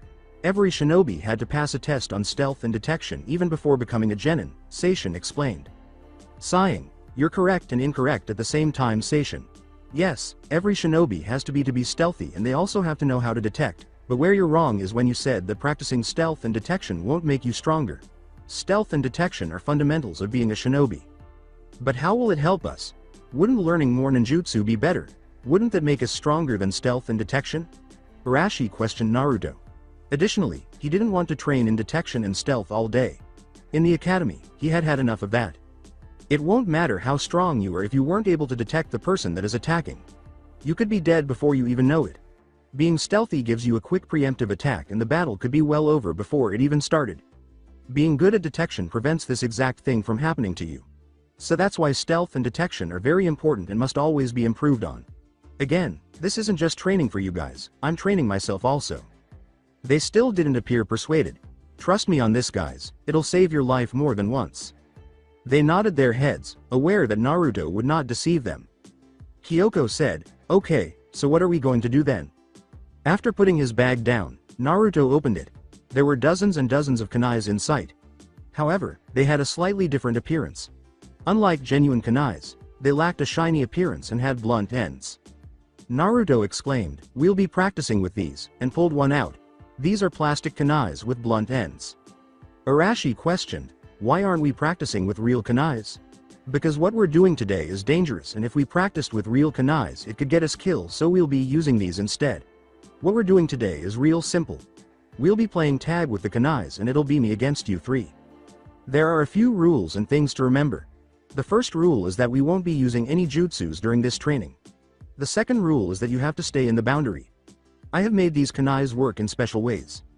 The first thing that I have modified is that once these kunais drop on the ground they'll disappear. You can't go back and get them. Seishin questioned, so we have only a limited supply? Yes, that's right. This works on how you manage your inventory because you can't always pack the maximum amount for a mission. Sometimes you have to give some things up and make room for other stuff. I have also modified these kunais to paralyze anything that they touch. We can't block it the incoming kunai with ours then? Kyoko responded. You could, but you have to throw it. If you block the incoming kunai while still holding onto yours, then it'll paralyze you. These kunais will paralyze you until one of your teammates comes and touches you. Once you're touched by another person, you'll be able to move again. Wait up. So we'll be able to free our teammates then? Arashi responded. Yes, that's correct. I'll have to get all three of you before you guys are it. Arashi smiled. He had a plan already. He had underestimated how simple this would be. If they can free their teammates, how can his sensei apprehend all three of them? Since it's you three against me, I have modified these kunais to help you guys. Your kunais are different from mine. One modification I have made is your kunai will heat up for a moment if your teammate has been tagged. If one of your teammate has been set free, then it'll get cold for a moment. That's how you will be able to tell if your teammates has been caught and or freed. If you all get tagged, then you'll be released from the paralysis. That's how you guys will know that you're it. If you guys tag me, then it'll give you a slight shock. Nothing big, but that's when you guys know that you've gotten me. Got it all then? Replied. We'll be playing tag with these special kunais that paralyze anything that they touch. Therefore, to block an incoming kunai, we have to use one of ours. We have special kunais that tell us what's happening to our other teammates. If one gets tagged, then it'll heat up. If one gets freed, then it'll cool down. If we all get caught, then it'll let us out of the paralysis, and that's when we're it. If we tag you, then it'll give us a slight shock indicating that we are no longer it. Yep, that's all there is to it. Easy enough, right? Said Naruto. He gave them each 70 kunais after removing all the others. He extracted 20 for himself. I thought you said this exercise also helped us manage our inventory? You gave us 70, that's only 15 less than the maximum, Arashi replied. Kyoko remarked, and you only have 20, don't worry, I'll manage. You also mentioned boundaries. Where are the boundaries? Seishin inquired. Oh yay, since this is a stealth and detection training, I figured we should do this in the dark. You have to stay in the darkness, Naruto said to them. But it's 10 in the morning. Are you going to give us blindfolds? Seishin responded. Seishin was about to finish when he noticed Naruto performing a series of hand seals and saying, Kokwangyu no jutsu. All of a sudden, he was in total darkness. With his hands directly in front of his eyes, Seishin was unable to see anything. This was far more sinister than anything he had ever encountered. Alright guys, we'll practice until 2. I'll be it first. I'll give you 30 minutes to hide before I start trying to catch you guys, Naruto stated to the group. With Kyoko at the front, Arashi in the center, and Seishin at the back, the three departed. Arashi remarked, damn, this is a lot darker than blindfolds, that's for sure, over the road. Yeah, I can't see anything in front of me. We can't even use our eyes. Let's hope we get used to the dark soon so that we can see a little, Kyoko replied. They separated from Naruto for 5 minutes before Seishin said, you guys have a plan? Arashi responded, I got one and Sensei will have a hard time catching us with this plan. Kyoko asked, what's your plan? Instead, easy. Remember Sensei saying that we could free each other? Yes, and was their response. If we all stick together, then it'll be easy for him to tag us, right? It'll be like a huge target instead of 3 little targets. Kyoko said, okay, so we split up. Yes, but that's not all. We also split up in 3 different directions so that we're the furthest that we can be from each other. I will go south. Kyoko, you go northwest, and Seishin, you go northeast. If your kunai heating up, stop moving immediately. Seishin questioned, how will that help us though? Easy. Once he tags one of us, he has to tag another one, right? So let's say one of us gets and the other 2 feels their kunai heating up. This is the next part of the plan. Once you feel your kunai heating up, stop moving immediately. This is very important. The reason for this is because he might wait for an ambush. But if the other 2 doesn't come, then he can wait all he wants. What happens if he comes after one of the other 2? Asked Kyoko. I'm getting to that, don't worry. Let's say instead of waiting, Sensei comes after one of the other 2. Whoever Sensei goes after should move in the opposite direction of the first person that was captured. This will put distance between Sensei and the first person that he caught. This will also act as a signal for the last person to move. As soon as the third person, the one who Sensei isn't going after, feels the other person moving, they will go and free the first person that was tagged. After freeing the first person, the 2 will split up in different directions again. Even if Sensei managed to tag the other person, we'll just repeat the whole process again because 2 people will always be free. Remember, Sensei said that jutsus were forbidden, so we won't have to worry about any clones guarding the first person that was caught. See? He can't get all three of us at the same time if we just stick to the game plan. To confirm the plan, Kyoko stated, so, if we feel our kunai heat up, don't move until we feel the other person moving. Yes, it's like a signal, concluded Arashi. Kyoko considered the strategy. She saw no holes in it, and it was really good. Yay, Sensei won't be able to get all three of us at the same time if we just follow the game plan, she said with a smile as she considered what their sensei would do in this circumstance. Huh, I can't wait to see the look on Sensei's face after this training, Seishin replied. Arashi said, all right, let's move out, and they did. After an hour and a half of moving tree to tree by himself, Arashi's eyes were still unable to see through the darkness. The good news is that his kunai hasn't heated up yet. Well, he thought, the others are all right. He didn't feel anything for another 15 minutes or so. The kunai in his hand and his bag became much warmer. Even though it wasn't burning, he could tell that this was a sign that one of his teammates had been apprehended. He immediately hid and waited beneath some bushes. Who was caught, I wonder? Kyoko was completely paralyzed. In front of her, she felt her sensei leap. Good job, you've dodged a lot of my attacks and it took some time to catch you, Naruto told her. She could tell that he was in front of her based on the sound of his voice. She could feel him leaping into the woods. Would he wait for the other two and then surprise them when they arrived? With the knowledge that they would not arrive, she grinned to herself. About half an hour passed before he leapt from the trees. Looks like they aren't coming for you, Kyoko. If they're not coming then I guess I'll have to go after them, she was told by Naruto. Arashi remained waiting beneath the bush. Instead of pursuing the other two, it appeared that their sensei would wait for an ambush. His plan can't possibly fail now, he just needs to wait and do his part. He felt a kunai suddenly approach, but he was able to block it with one of his kunai. Now, he thought, and hurried out of the bushes. He sensed that someone northeast of him had also moved as he was leaving. Thus, Kyoko was the one who was apprehended. I have to head southeast, and he did. He went haphazardly from left to right, but he was still heading southeast. Arashi sensed that his sensei was attempting to corner him and knew that he needed to buy Seishin as much time as possible. He blocked it with one of his kunais after sensing something approaching from behind, but then he sensed something else approaching from the front. Arashi attempted to dodge it, but he was too slow, and his mid-jump was abruptly paralyzed. He felt someone grab his waist as he prepared for the impact. I think you were too worried about using your equipment, Naruto said, placing Arashi on the ground. You weren't as good as Kyoko, but you've managed to buy some time. But Arashi was unconcerned. He should feel his kunai cooling down at any moment. Why was it taking so long? By now, he thought, Seishin ought to have reached Kyoko. Even more fascinating was the fact that his sensei is still with him. I wonder, who came up with your guys' plan? Was it you? It's a pretty good plan actually. If I catch one person the other two stops moving also. This way I can't ambush you guys. It forces me to have to go other one of the two remaining if I want to catch all three of you. But, if I go after one of the remaining two, I'll leave the first person unguarded which leaves the third person free to release the first person. As soon I go after the second person the third person also move. This will signal who got caught and tell the person I'm chasing which way to go so that they could put as much distance as possible between me and the other two. Because I said that we can't use any jutsus, you guys don't have to worry about shadow clones or anything. Then why are you still here if you've figured all this out? Wouldn't you want to catch Seishin right now? Arashi responded. Despite being paralyzed, he could still speak. Laughed. There's no way I can catch him at this distance. By the time I reach there, they would have already split up again. We'll just have to wait and see what happens. Before he could finish, he felt his kunais warm up for the third time. Wait and see Wada, he said. To his astonishment, he was able to move his body. Arashi questioned his sensei, but how? He knew his sensei was in front of him even though he was blind. You've forgotten one major thing in your calculations. Traps.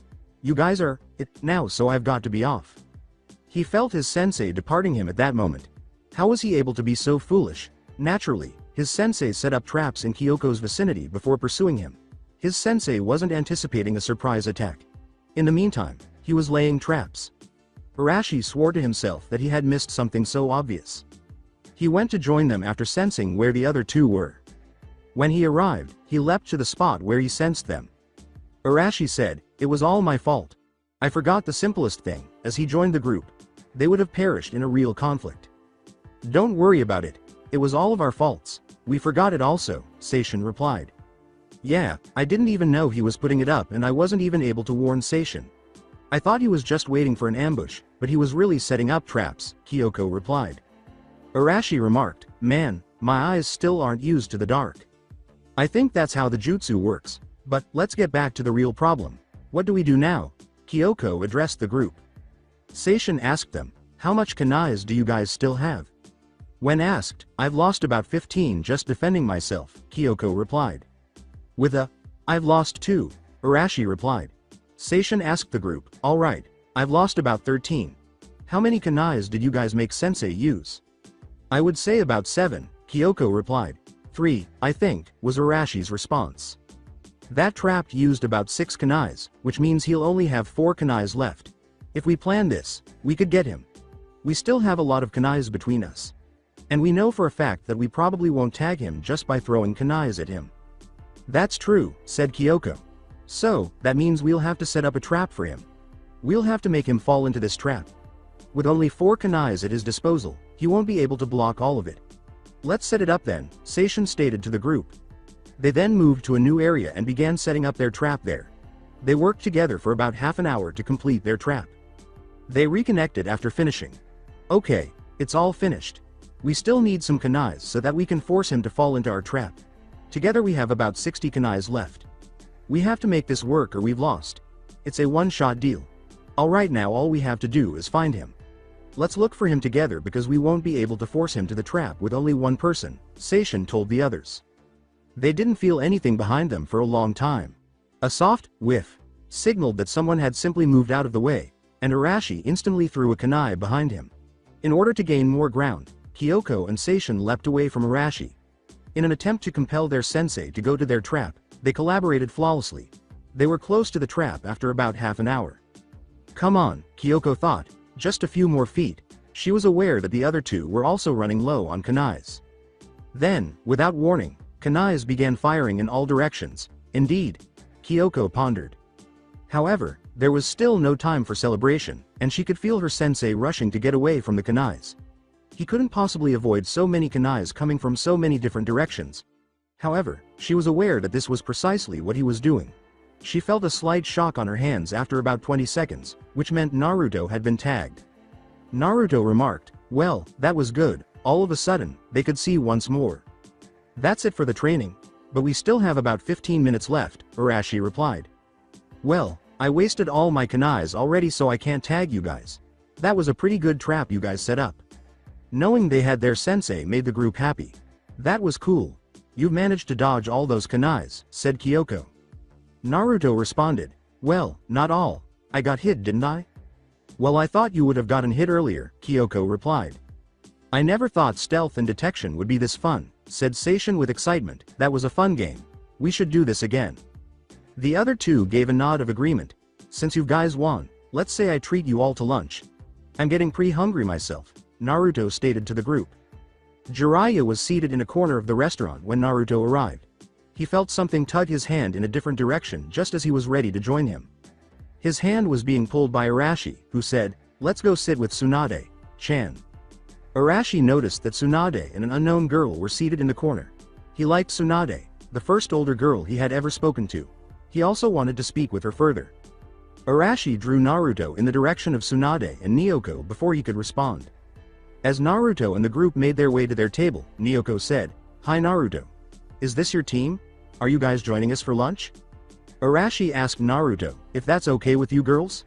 Sure, it's okay, Nyoko said with a smile to the young boy. To make more space for Naruto and his group to sit, they slid the table down.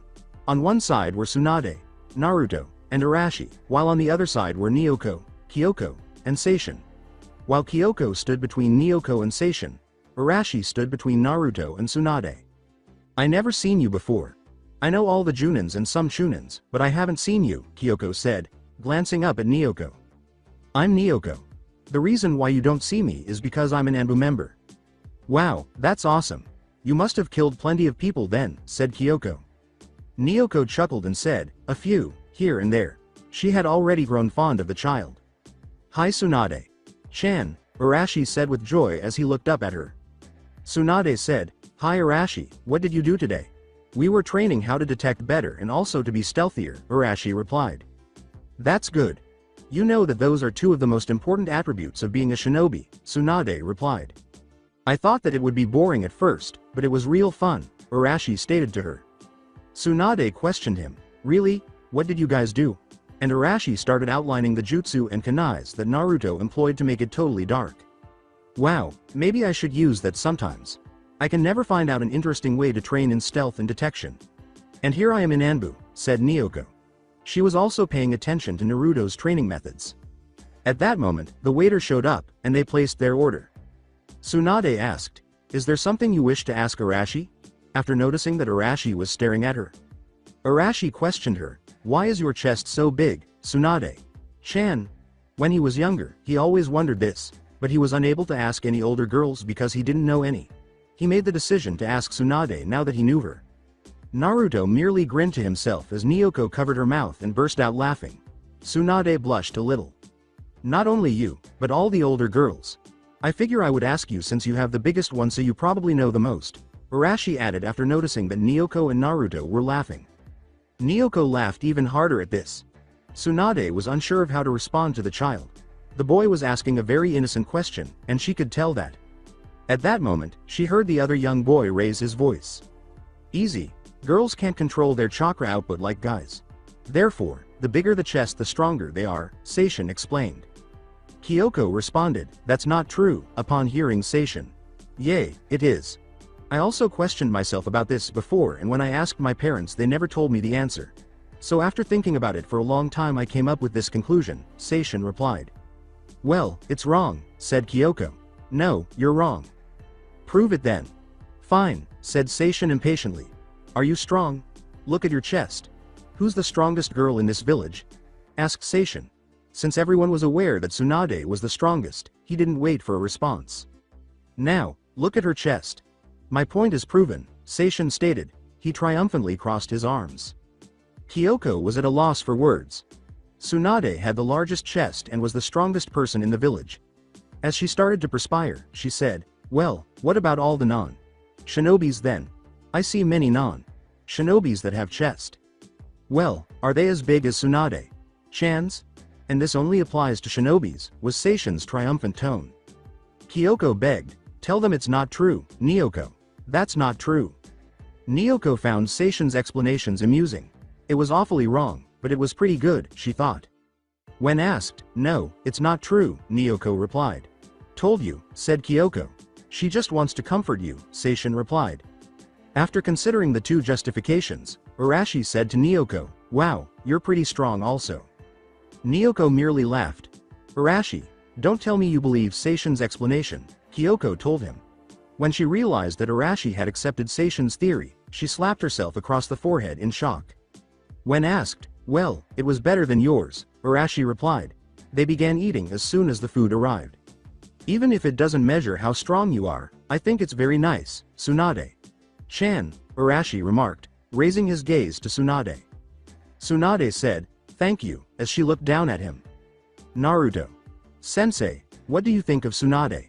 Chan's chest? Arashi also asked Naruto what he thought. At this, Nyoko nearly choked on her food, and Naruto and Tsunade turned red. She was able to swallow the food, but she was now having a very difficult time not laughing. She really didn't want the boy to laugh too much and retract his question. Arashi took 15 seconds or so to put Naruto's jacket on. Naruto. Sensei, what do you think of Tsunade? Chan's chest? He asked, unsure if Naruto had heard him the first time and curious to find out what his sensei thought. Yeah, Naruto, didn't you hear Arashi? He wants to know what you think of Tsunade's chest, Nyoko innocently replied. Tsunade gave Nyoko a chilly look, but Nyoko didn't mind. After glancing down at Arashi, Naruto replied, they're very nice. Knowing that his sensei agreed with him, Arashi grinned and said, I'm glad you think that also. They had just finished eating when Tsukumo entered and approached Naruto. He could tell when he arrived that Nyoko seemed agitated by his presence. He was aware that she was not hostile toward him. On the contrary, they were close friends.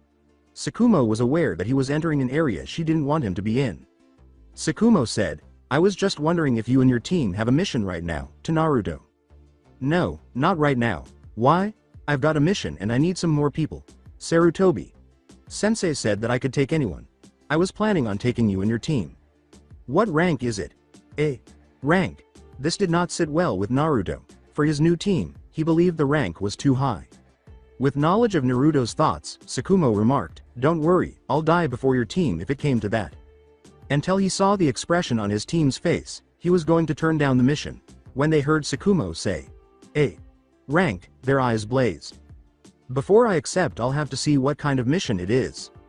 "Of course, I was just wondering if you were interested. Shall we go?" Naruto and his group said, "Sure," and rose from the table. Tsukumo said, "Sorry about that, Nyoko, Tsunade. I'll make it up to you, Nyoko," as they all began to depart after turning to face Nyoko and Tsunade. She expressed her disapproval of what he was doing by crossing her hand and sticking her tongue out at him. She was adamant that Naruto and the group remain. Everything was going well until Tsukumo arrived. Tsukumo said, "The mission is very simple. I have to escort a high-ranking government official to the capital," as they were outside. Naruto gave a nod. Tsukumo therefore required us for this reason. More eyes were all he needed, not high-level shinobi. Tsukumo asked Naruto, "So, is it alright if you and your team help me?" Naruto considered it. The person they were escorting was likely the only significant factor in the mission's high ranking.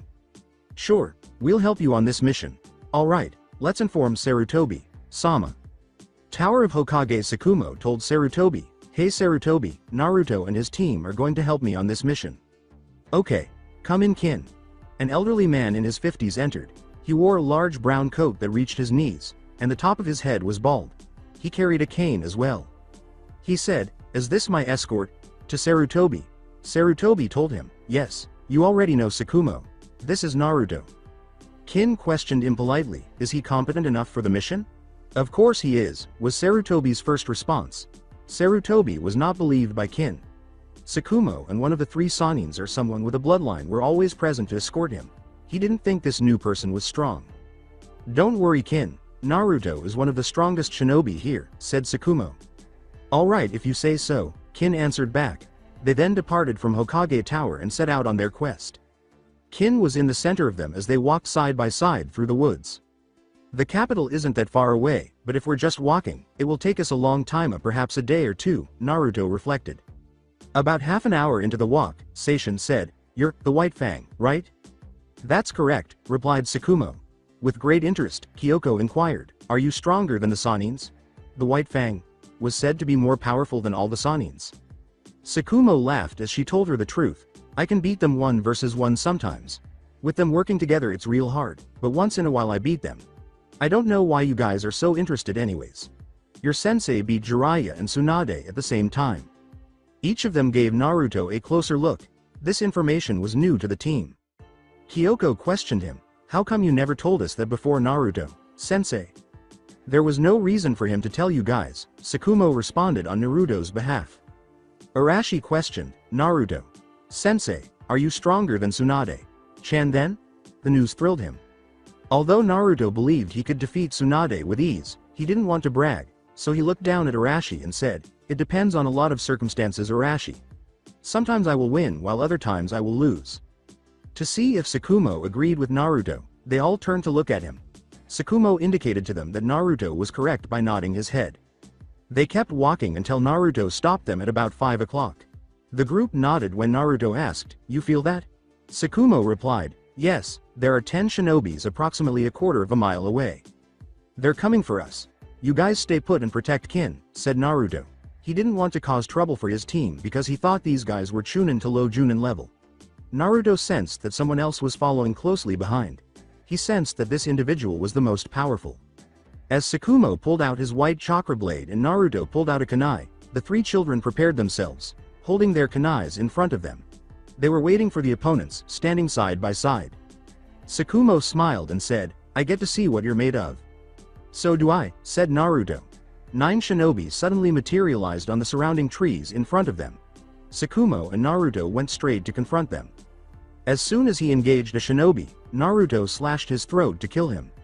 He spun around and kicked another shinobi in the face with a right roundhouse kick. The shinobi's neck snapped completely under the force of the kick. He landed with a thud, his head hanging at his side. Naruto saw a sword approaching and used his kunai to block it. With his right hand, he grasped the enemy's throat and twisted it, shattering his windpipe. The enemy gasped for breath and fell to the ground. Without hesitation, Naruto snatched the sword from the deceased adversary and slashed sideways, severing the heads of 2 shinobi. The heads fell off, and blood spurted out. Tsukumo had already dispatched the other shinobis with ease, Naruto noticed as he glanced to his side. Following Naruto and Tsukumo were the other members of the team. A lone shinobi stood 30 feet away from the action. He witnessed it all, and his entire team was destroyed in less than 5 seconds. This man had shoulder-length blue hair and was about 25 years old. Additionally, it was divided exactly in the center. He had a menacing appearance due to his small and slanted eyes. He was about Orochimaru's size in terms of body size. And he remained as composed as possible despite the fact that his team had just been completely destroyed. He was dressed in the standard blue pants and green vest with a black long sleeve underneath. He leapt ahead of Tsukumo and Naruto. Tsukumo gave him a fierce look and said, "If it isn't Seiji." After grinning at Tsukumo, the man named Seiji took a moment to glance at Naruto before rushing back. Before they could pursue, the 3 children heard Naruto. "No, don't follow." "Why not, sensei?" inquired Seishin. It was evident to Naruto that this shinobi was more powerful than the others. Naruto was aware that the children were too slow, but he and Tsukumo might be able to catch the opponent. It would also be too risky. "It's not our mission. He's not going to come back." Kyoko asked her sensei, "How do you know, sensei?" To which Tsukumo replied, "He's going to give his report." "His report?" Arashi inquired. "Yes, his report on Naruto. After seeing Naruto fight, he would give his report to the Raikage," Tsukumo replied. Tsukumo was told by Arashi, "But, that means we have to stop him." Replied, "Sorry, but we can't. Like Naruto said, it isn't our mission. Plus, he's too fast." Tsukumo said, "You mean he's too fast for us? If it was just you and sensei then you guys could catch him, right?" Kyoko understood what Tsukumo was saying. Naruto intervened. "Don't worry, we wouldn't have gone after him anyways even if we could have. It's not the mission. Our mission was to protect Kin. But because of us, they'll find out more information about you. It'll put you in more danger," Arashi said. "They can have all the information they want. Now, let's not worry about him getting away. Let's worry about finishing this mission." "Okay guys," replied Naruto. After giving a nod, the 3 returned to their duty of defending Kin. Cloud's hidden village. Seiji was on his way back to Cloud's hidden village. He was reflecting on his mission. It was inevitable, but Seiji had failed the mission. His objective was to eliminate the White Fang. Based on his observations, the blonde shinobi possessed exceptional speed. Seiji had never seen him before, but based on his movements, Seiji could tell he was a strong man. To deliver the new information to the Raikage, he had to flee. Seiji knew that he and the White Fang and the blonde would not follow since a genin squad was preventing them from doing so. Even if it meant endangering his team, he would have pursued if it had been him. Seiji was aware, however, that every shinobi, even genins, were valued in the hidden village of Leaf. He arrived at the hidden village of Cloud just before dusk. Without delay, he proceeded to the Raikage tower and entered the office. The Raikage was seated on a mattress close to the 2 candles that provided soft lighting in the square room. Seiji lowered his head and knelt. The Raikage inquired, "Did you complete your mission?" before entering. "No, I couldn't finish the mission." He was accompanied by another person. The Raikage said calmly, but it was clear that he was disappointed. "You had 9 other shinobis with you and you couldn't take out the White Fang. I thought you were as strong as him? With an additional 9 shinobis you should have killed him. Was one of the Sanins with him?" Seiji replied, "No, there wasn't a Sanin with him." The Raikage said, "A person with a blood line?" He was aware that unless it was absolutely required, Seiji would not have retreated. "No, I don't think so. The weird thing is, I've never seen or heard of him before." With a furrowed brow, the Raikage said, "But, he's strong, am I correct?" The Raikage assumed he must be. Seiji wouldn't have retreated if he wasn't. "Yes. How strong? I don't know his full capabilities because he didn't show it, but I would say at least as strong as the White Fang. I would have figured about a Sanin, but as strong as the White Fang. This is bad news if what you say is true." Seiji gave a nod of agreement. Despite being outnumbered, Konoha possessed a large number of excellent shinobi. The Raikage became intrigued and asked, "Why do you say this?" "Because he took out 5 shinobis while the White Fang only took out 4 shinobis. His speed is probably superior to the White Fang, which is saying a lot." His chin was scratched by the Raikage. "How does he look?" Seiji stood up and picked up a scroll. Without delay, he drew Naruto and presented it to the Raikage. In order to provide a more accurate description, he explained Naruto's skin, eye, and hair colors. The shinobi appeared to be as young as the Sanins, which surprised the Hokage, who studied the sketch intently. Wait, so he's younger than the White Fang, he said. Yes, if I had to guess, I would say that he's younger. Alright, I want you to keep an eye out for this new shinobi. Don't engage him yet until you know his full capabilities. Just report to me whenever you find anything interesting, said the Hokage to him. With a nod, Seiji walked out of the room. The Hokage was pondering something. Seiji is the village's second strongest shinobi, and he typically gets shinobi strength estimates right. In disgust, the Hokage scrunched the sketch into a ball after taking another look at it. Country of Fire. When they arrived at the Fire Country's capital, it was nighttime. There were a lot of tall, multicolored buildings with red roofs in Fire Country. A big structure stood in the center of the town. Kin headed straight for the biggest structure. Naruto noticed a large number of Konoha shinobi moving about the town. Since the town was the capital, he was certain that they were there to defend it. Are you guys tired? He asked his team. Naruto didn't need to be reminded twice, and Seishin yawned. After renting a room at the closest hotel, the three children fell asleep right away.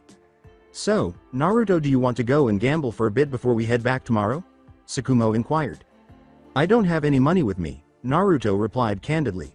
Tsukumo pulled out a few bills and divided them in half. He handed Naruto one of the stacks. I can't take this.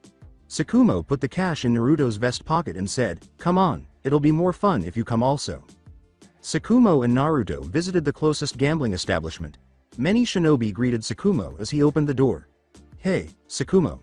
You up for a night of gambling? A blue-haired shinobi girl asked.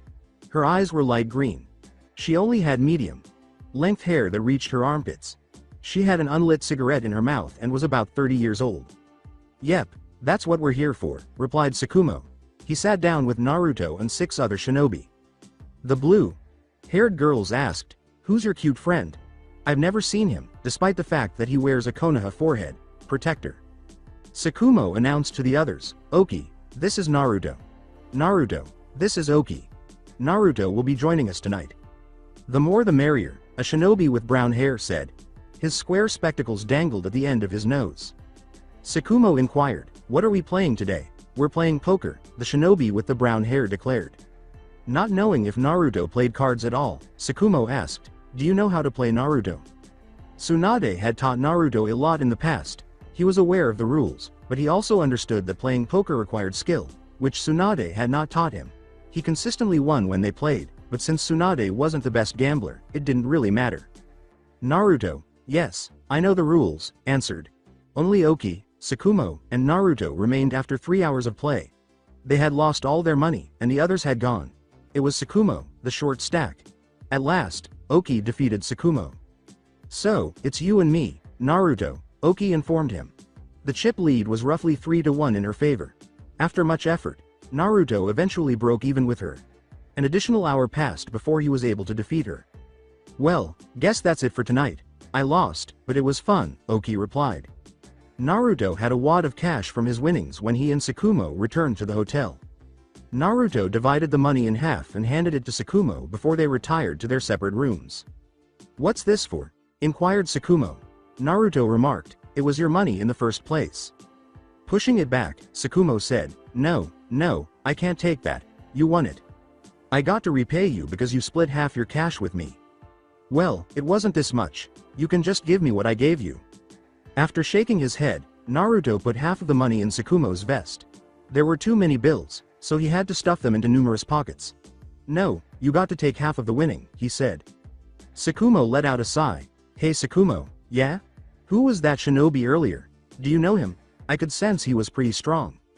That was Seiji. And yes, he's pretty strong. I have crossed path with him 3 times before and the results were inconclusive. Tsukumo went on. I don't want to brag. I believe you when you said that circumstances plays a role in the fight, but I can usually beat a Sannin one-on-one.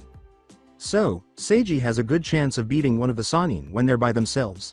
Tsukumo asked, and Naruto wanted to confirm what she was saying. Yes, he would probably beat them if it was one-on-one. I'm not saying that one of the Sannins can't win, but he does have the better odds. This did not sit well with Naruto. You've got to remember, he is the second strongest in their village. Naruto. What do you think his mission was today? I doubt he was aiming for Kin, Naruto replied. Nope, They were probably aiming for me. Taking me out would give them a huge advantage. I think that he knew you were strong and decided to pull back. Even though Konoha has less shinobis, our shinobis are a little better. That's the only thing that's keeping us from losing this war. Alright, good night then Naruto. Good night. The following morning, the group rose early to eat breakfast before returning to Konoha. By mid-afternoon, they managed to return to Konoha's front gate without Kin. Alright guys, Tsukumo and I have to give the report. You guys are free until further notice, Naruto stated to them. Yay, let's go practice. You better be ready to teach us the next step, Arashi replied. With a nod, the three departed. Tsukumo visited the Sarutobi's office with Naruto. Tsukumo stated, I'm here to give the report, go on, replied Sarutobi. He continued to study some papers on his desk. The mission was a success, but we met Seiji along the way, Tsukumo stated. Now Sarutobi raised his head. Now, that was some intriguing information. What happened? Inquired Sarutobi. Nothing, really. He probably just wanted to get a better view of Naruto so he could inform the Raikage. I see, said Sarutobi. Seiji most likely had the intention of killing Tsukumo, but after witnessing Naruto's performance, he likely realized his chances were slim and chose to retreat rather than engage in combat. How many shinobis did he send to assess Naruto before he decided to show himself? 9, Tsukumo replied. Although it provided information about Naruto, Sarutobi didn't like that the other villages could simply discard a shinobi's life in that way. Plus, even with 9 shinobi, Seiji would have most likely perished if he had chosen to face both Tsukumo and Naruto. Well, there's nothing we can do about Naruto's information, but did you guys show anything? Sarutobi inquired. No, we didn't show any moves. They didn't get a lot of information on Naruto. That's good to hear then, the Sarutobi remarked. Tsukumo and Naruto walked out of the office. Sarutobi was studying his documents. At least they were unaware of Naruto's strength. Even he was unaware of Naruto's strength, now that he considered it. Since Naruto was the Rokudame, he simply assumed that he must be strong, but in reality, he had no idea. Though there were still other options, he would wager that Naruto was powerful. Perhaps Naruto just got lucky and was given the title of Hokage because there wouldn't be any powerful shinobis in the future. He was informed by Naruto that his origins were peaceful. Or perhaps Naruto was made Hokage because he got along with the council. After giving this question some thought, he returned to his papers. Tsukumo and Naruto were making their way to Naruto's residence. In order to introduce Naruto to his wife, Tsukumo invited Naruto to supper with him and his spouse tomorrow evening. However, Naruto wanted to grab his jacket before leaving. They started to head for Tsukumo's house after he got his jacket, but Nyoko stopped them. It was immediately apparent to both of them that she was not feeling well. Tsukumo said, "Sorry, Nyoko, but I had to," thinking she was upset with him for taking Naruto away. She interrupted him, saying, "I'm not mad at you." She glared at Naruto and pointed a finger at him, saying, "I'm mad at him." "What? Why? What did I do?" a bewildered Naruto inquired. "What do you mean what did you do? I heard it all from Jiraiya. You fought him again a second time. It was right before our mission, just after telling me that you didn't fight your allies. You just gave me a fake lie so you wouldn't have to fight me and I believed you." Her stare frightened Naruto. It made him think of Tsunade's scowl somehow. Did Tsunade get her glare from this? Naruto began to say, "It wasa," but was interrupted. "Don't say it was different. You said that before also," Nyoko yelled. She sobbed as she buried her face in her hands and said, "I know, it's because I'm weak, right? Just say that and I'll understand." Naruto thought, "Oh man." Nyoko continued to cry. "You're not weak, Nyoko. I saw what you're capable of and you're very strong," said Naruto. Then why won't you fight me?" Nyoko said, in tears beneath her hands. Naruto gave him a light forehead slap. "Fine, okay, I'll fight you," was the only option open to them. She took her hands off her face instantly. Naruto was shocked to see that no tears were shed. "Okay then. She got you," chuckled Tsukumo. Tsukumo would have alerted Naruto, but he was aware that Nyoko would most likely murder him while he was asleep if he did. Nyoko said, "Hey, let's make it a bet," to Naruto. "A beta," claimed Naruto. "Yay, so we'll have something to lose," Nyoko replied. "Why? So I'll know that you're fighting for real. I don't want you there just evading my attacks. That would be boring." "That's what you were planning to do, huh?" Nyoko replied. Naruto waved his hands wildly in front of him and shook his head sideways. "Don't lie, Naruto. Didn't I tell you that you were a bad liar?" Nyoko replied. Saying, "Unlike someone else, Tsukumo cut her off. Be quiet, Tsukumo. It's a gift that I have. Okay, Nyoko replied. A gift? Tsukumo answered. Nyoko said to him, yes, a gift. So how about it? Even if Nyoko were to harm him, Tsukumo believed that he should speak up this time. I know you're a good gambler, Naruto, but don't let her trick you, he said. Was this correct? Was Tsukumo truly certain she could defeat him? Naruto considered the matter for himself. In his opinion, he was in a better position. He had already seen her profile, and he had a glimpse of her abilities during the mission. Nyoko has yet to witness his full potential. In addition, he had previously faced off against Kakashi, Sasuke, and Itachi, three of the most formidable Sharingan users. She most likely didn't have the Mangekyo Sharingan, but all three did. Tsukumo observed that Naruto had the opposite effect of his warnings. He was aware that it had piqued Naruto's interest rather than serving as a warning. Strong people have always had this weakness. They constantly wanted to demonstrate their true strength. He was aware that it was also his issue. Naruto, I can see it in your eyes, but don't say I didn't warn you, Tsukumo said to him. It's his choice, Tsukumo, don't butt in, Nyoko pronounced. With interest, Naruto inquired, what will the bet be? Knowing that he had just failed to warn Naruto, Tsukumo shook his head. Nyoko informed him, you'll have to ask Tsunade out on a date if I win. No more of this, please. Since he had just begun to win Tsunade over, he didn't want to sabotage it. His mind started to wander. He said, anything, right? To her. Sure, anything. Alright, if I win then you won't ask me to do anything with Tsunade again. You won't suggest anything that includes me in her. You don't suggest that we talk or even smile at each other. Nothing, nada. Zip. Not just me also, you don't suggest it to Tsunade, she replied to Naruto. He was taken aback, even though he was certain she was feigning to beat him and renounce her agreement. That's it? I thought you were going to do something perverted like make me your sex slave for a week or something. It's not like I'll lose anyways, Nyoko replied. Naruto questioned her, you sure about that? Positive. Sighing, well Naruto, I guess you'll be going on a date. Don't say I didn't warn you. Tsukumo was standing to Naruto's left. Do you want to make a wager on this also? He asked. Tsukumo grinned. He didn't think Naruto would inquire. Tsukumo had also calculated Naruto's chances of winning. He would lose even if Naruto were 10 times stronger than him. Sure, why not? I'll make a little wager on this also, if Nyoko wins. If I win, I get to pick out what you're wearing for the date, Nyoko said, interrupting him. Glancing at her, Tsukumo said, no, that's not what I want. Remember before your mission? You said you would make it up to me and this is how you would make it up, she stated to him. Tsukumo thought, I did promise to make it up to her. Fine, if Nyoko wins she can pick out what you're going to wear on your date. Naruto was still considering his demands of Tsukumo. Tsukumo chuckled and gave him a pat on the back, saying, don't think too long, it's not like you're going to win. Naruto told Tsukumo, okay, if I win then you can't ask me for a match. Ever. After seeing his performance against the 9 shinobis, he could tell Tsukumo wanted to fight him. Tsukumo was considering his options because he was genuinely interested in fighting Naruto. Although he only eliminated 4 shinobi, Naruto had defeated 5. He also wanted to evaluate Naruto's strength. Nyoko came out and said, don't worry about it Tsukumo, I'll beat him and you'll get your shot. Okay, sure, if you win I won't ask you for a match, Tsukumo said with a nod. Naruto was caught off guard by this. Is Nyoko really this powerful? Naruto was asked by Nyoko, is that all then? Naruto said to her, sure, where are we fighting then? You can pick. I don't want you to think that I had the advantage when I win. Naruto met her gaze. It was evident to him that she had no doubts about losing. Alright, let's go to training ground 6. Just as Naruto turned to go, he noticed Tsukumo heading off in a different direction. As he was ready to go, Naruto asked, are you going to watch the match? No thanks. I'll find out the results later and I've got to get back home right now. Plus, I don't want to see your moves. I rather see it firsthand, he replied.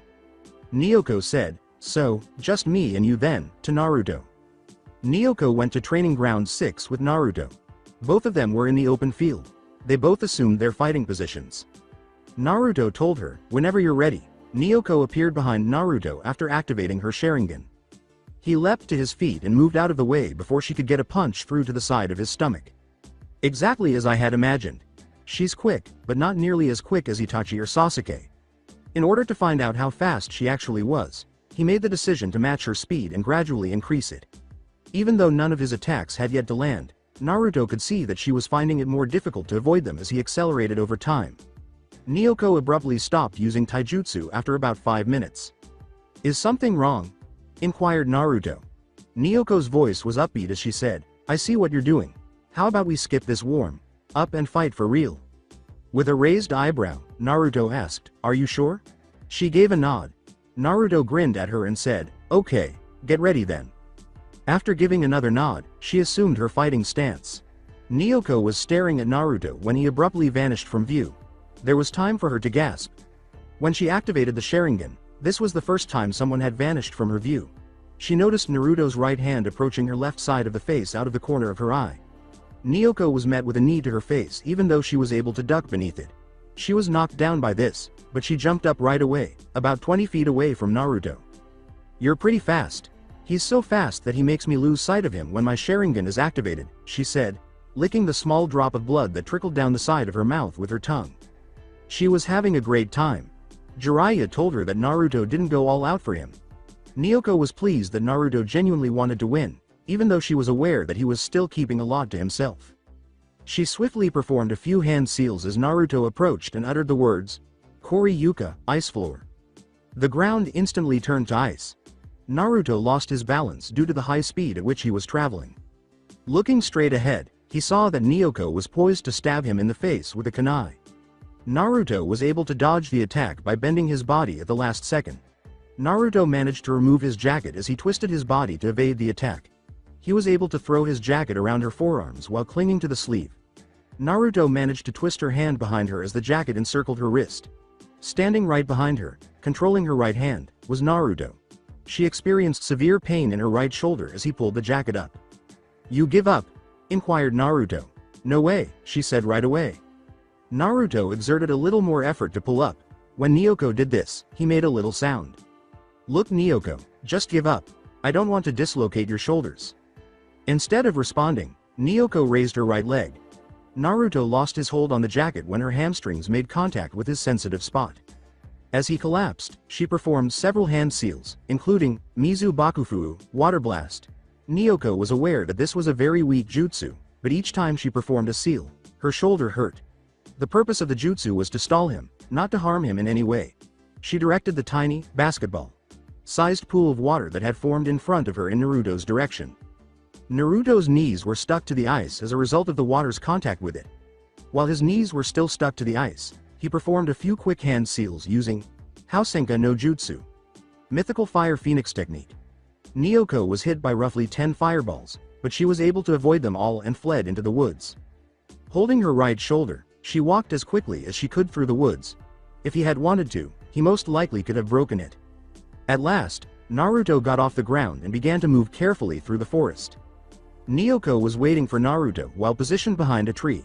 A trap had just been set by her. "Let's see how you fare against traps, even though I know you're strong." It took her roughly 5 minutes to notice Naruto strolling idly in the direction of her trap. Then, boom, her trap suddenly exploded. She let out a horrified gasp. What had she done? She was genuinely surprised that Naruto would fall for such a simple ruse.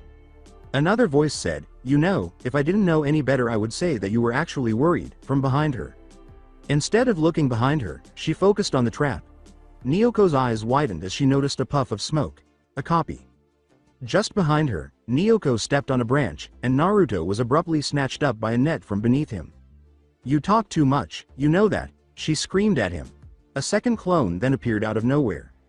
As she leaned on the tree, Naruto's upper body emerged straight out. "It was he who held me captive." Before she could respond, Naruto performed a few fast hand seals and said, "Kumo Neto, spider net." A big white net materialized in front of him and encircled Naoko. She hit the floor with difficulty. Gazing down at her, he emerged from the tree. "You can't break this net in time to do anything, Naoko. It's harder than steel. So, can we conclude that you have lost?" She grinned as she glanced up at him. Her eyes began to spin, and all of a sudden Naruto saw nothing but darkness. It took him several blinks before his vision returned. Naruto realized he was no longer in the woods as his vision returned. Similar to a hospital room, there were only white walls and a door. Additionally, Naruto saw that he was now lying on his back on a bed rather than standing. His arms and legs were tied to either end of the bedpost, so he was unable to move them. In addition, Naruto saw that he was shirtless. He turned to face the door when he heard a creak. Nyoko entered the room without her Anbu uniform on. As an alternative, she was dressed in a very short white robe. She approached the bed slowly and took a seat. She was shocked to see that Naruto was wearing a necklace she recognized. She would have claimed it was the same as Tsunade's if she hadn't known any different. Nyoko pushed this idea from her mind. One side of Nyoko's robe came loose as she sat on the bed, revealing the tattoo on her shoulders. He said to her, can you help me get out of this, Nyoko? Now why would I want to do that? She asked him with a smile. Nyoko slowly reclined beside him, her face turned to the side. You know how I always try to hook you up with Tsunade? Naruto remained silent.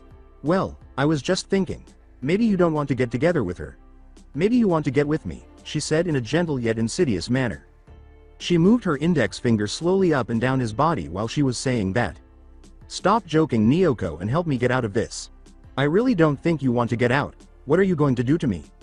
As she slowly lowered her face to his ears, Nyoko muttered, what does it look like I'm going to do? I'm going to fuck your brains out. Naruto pulled as hard as he could with his right arm upon hearing this, but it had no effect. She kept whispering to him, don't fight it, I know you've fantasized about this before. You know, being helpless and being forced to have sex without your will by a girl. Nyoko gently used the tip of her tongue to lick his cheek. Although he had previously fantasized about it, Naruto was unable to deceive himself. Now that it was coming, he felt a mixture of excitement and fear. Stop playing, Nyoko, she muttered, who says I'm playing? Reaching a straddle position on top of his chest, she leaned and spoke to him. She muttered, what's wrong, Naruto? Am I not good enough for you? She gradually removed her robe, exposing her body. She muttered, how about now? Once more. Naruto was unable to respond. Her features had become too ingrained in his memory. Her small waist and round breasts captured Naruto's attention. It was impossible for him to deny her beauty. She slid his pants off roughly with her legs and gave him a passionate kiss on the side of his neck. Naruto was semi-hard, as she could see when she turned to look back. Nyoko laughed. Are you trying to fight it, Naruto? Looks like I'll have to work you. Until she reached his stomach, she continued to slide the inside of her legs downward. She rubbed all over him, and Naruto noticed it. He was totally turned on now and couldn't help it. I see you're enjoying this. Nyoko looked back and went on down until she was directly above his rock. Hard shaft. She touched his chest with her hands. Nyoko continued to move her opening around his shaft's tip, rubbing it lightly but not inserting it. Naruto thought, she's making fun of me. Naruto closed his eyes in anticipation of her inserting it because he could tell she was going to do so, but she stopped. You know, it seems like I'm forcing you, but this is just a scene. You have complete control. So do you want me to put it in or do you want me to stop? She whispered in his ear. She waited for a response, but Naruto remained silent. She whispered sultrily, I'll ask you again, Naruto. Do you want me to put it in or do you want me to stop? Murmuring, I want you to put it in, Naruto said. As he rubbed his chest once more, Nyoko muttered, just as I thought. Under all that righteousness you're just man after all. He was prepared for her to slowly lower herself once more. All at once, it was completely dark once more. He saw the forest after blinking a few times. A sword touched Naruto's neck. Nyoko exclaimed, you lose, Naruto, with joy. Naruto was stunned and perplexed, asking, what happened? What happened was you lost. I could have killed you at least 15 times already. He recalled his current location. He was arguing with Nyoko when he was abruptly taken into a room. All of a sudden, it clicked. That was an illusion. She can defeat half of the adult shinobis one with this kind of jutsu, though perhaps not Orochimaru. Yep. How did you like it? Nyoko said with a laugh. That's why Sakumo forewarned me. My Oiroke no jutsu, sexy no jutsu, seems easy in comparison to this jutsu. No matter how strong I am, I couldn't have stopped this. When he didn't respond, she noticed a portion of his pants protruding and looked down at them. I guess you liked it. So'd I win? Nyoko said, laughing once more. Sighing, Naruto said, that was sort of. You lost fair and square. You didn't even try to break out, Nyoko interrupted. According to Naruto, yeah, I was too busy. Well, that's the point of a genjutsu, isn't it? It's even easier if your opponent doesn't remember to even try and break out of it. You still lost though. Okay, you win. Nyoko gave him his jacket and took her sword away from his throat. She wasn't being giving, and he knew it. She was demonstrating something. Naoko, I believed you when you said you could have killed me at least 15 times, alright. You don't have to prove it to me. Naoko grinned. I know. But it's better if I do, just so you won't have any doubts that I could have killed you if I wanted to. Thinking, Naoko tapped her chin and said, anyways, about our bet. Come on, Naoko, urged Naruto. Let me out of this one. I'll do anything you want. I'll be your slave for a month. I'll give you my salary for a year. How about that? The idea of asking Tsunade out on a date was something he really disliked. First, asking the young Tsunade out could ruin their relationship, and he was growing closer to her. Second, he was extremely frightened by the idea of dating Tsunade. He only accepted the wager because he believed he had no risk of losing. How mistaken he was. Nah, Naruto. A bet's a bet. If you didn't want to do it in the first place, you shouldn't have bet, Naoko stated to him. Naruto remarked, not like you gave me a choice. The reply from Naruto was, you had a choice. You could have just ignored me. Yes, just ignore a woman who's crying in the middle of the street, Naruto replied. Yep. You could have done just that. Plus, you could have back out of the bed after that. Anyways, you will ask Tsunade later on today, Naoko instructed. Naruto attempted to reason with her, saying, today? That's so early. It has to be today. We don't know when missions will come in. Oh yeah, this is obvious, but you can't tell her about this bet. You will ask her today and we'll go shopping for your suit tomorrow. Her eyes sparkled when she said that. He eventually came to terms with his defeat. This, however, presented a problem to him. What will happen if she says, no, I don't want to be shopping for something if I'm not going anywhere? Naoko genuinely burst out laughing when she said, she'll say, yes, come on now. And you know this because? I know this because I'm her best friend. She'll say yes and we'll go shopping tomorrow. Naruto repeated his question, and if she says, no? Fine, fine. If she says, no, you're off the hook and we don't have to go shopping. You also don't owe me anything. Feel better now, Naoko said, closing her eyes and shaking her head. Naruto grinned. Not like that'll happen. You don't want to go on a date with Tsunade or what? She's real pretty and she's a nice person once you get to know her. I'm doing you a favor, don't you see? I know she's a nice person. It's just that it's weird for me, Naruto replied. Weird? How is it weird? It's not like she's your mother or something, Naoko replied. Just like that, Naruto thought to himself, I think of her as my mother. That's it for today. I hope you guys enjoyed this great story. See you in the next one.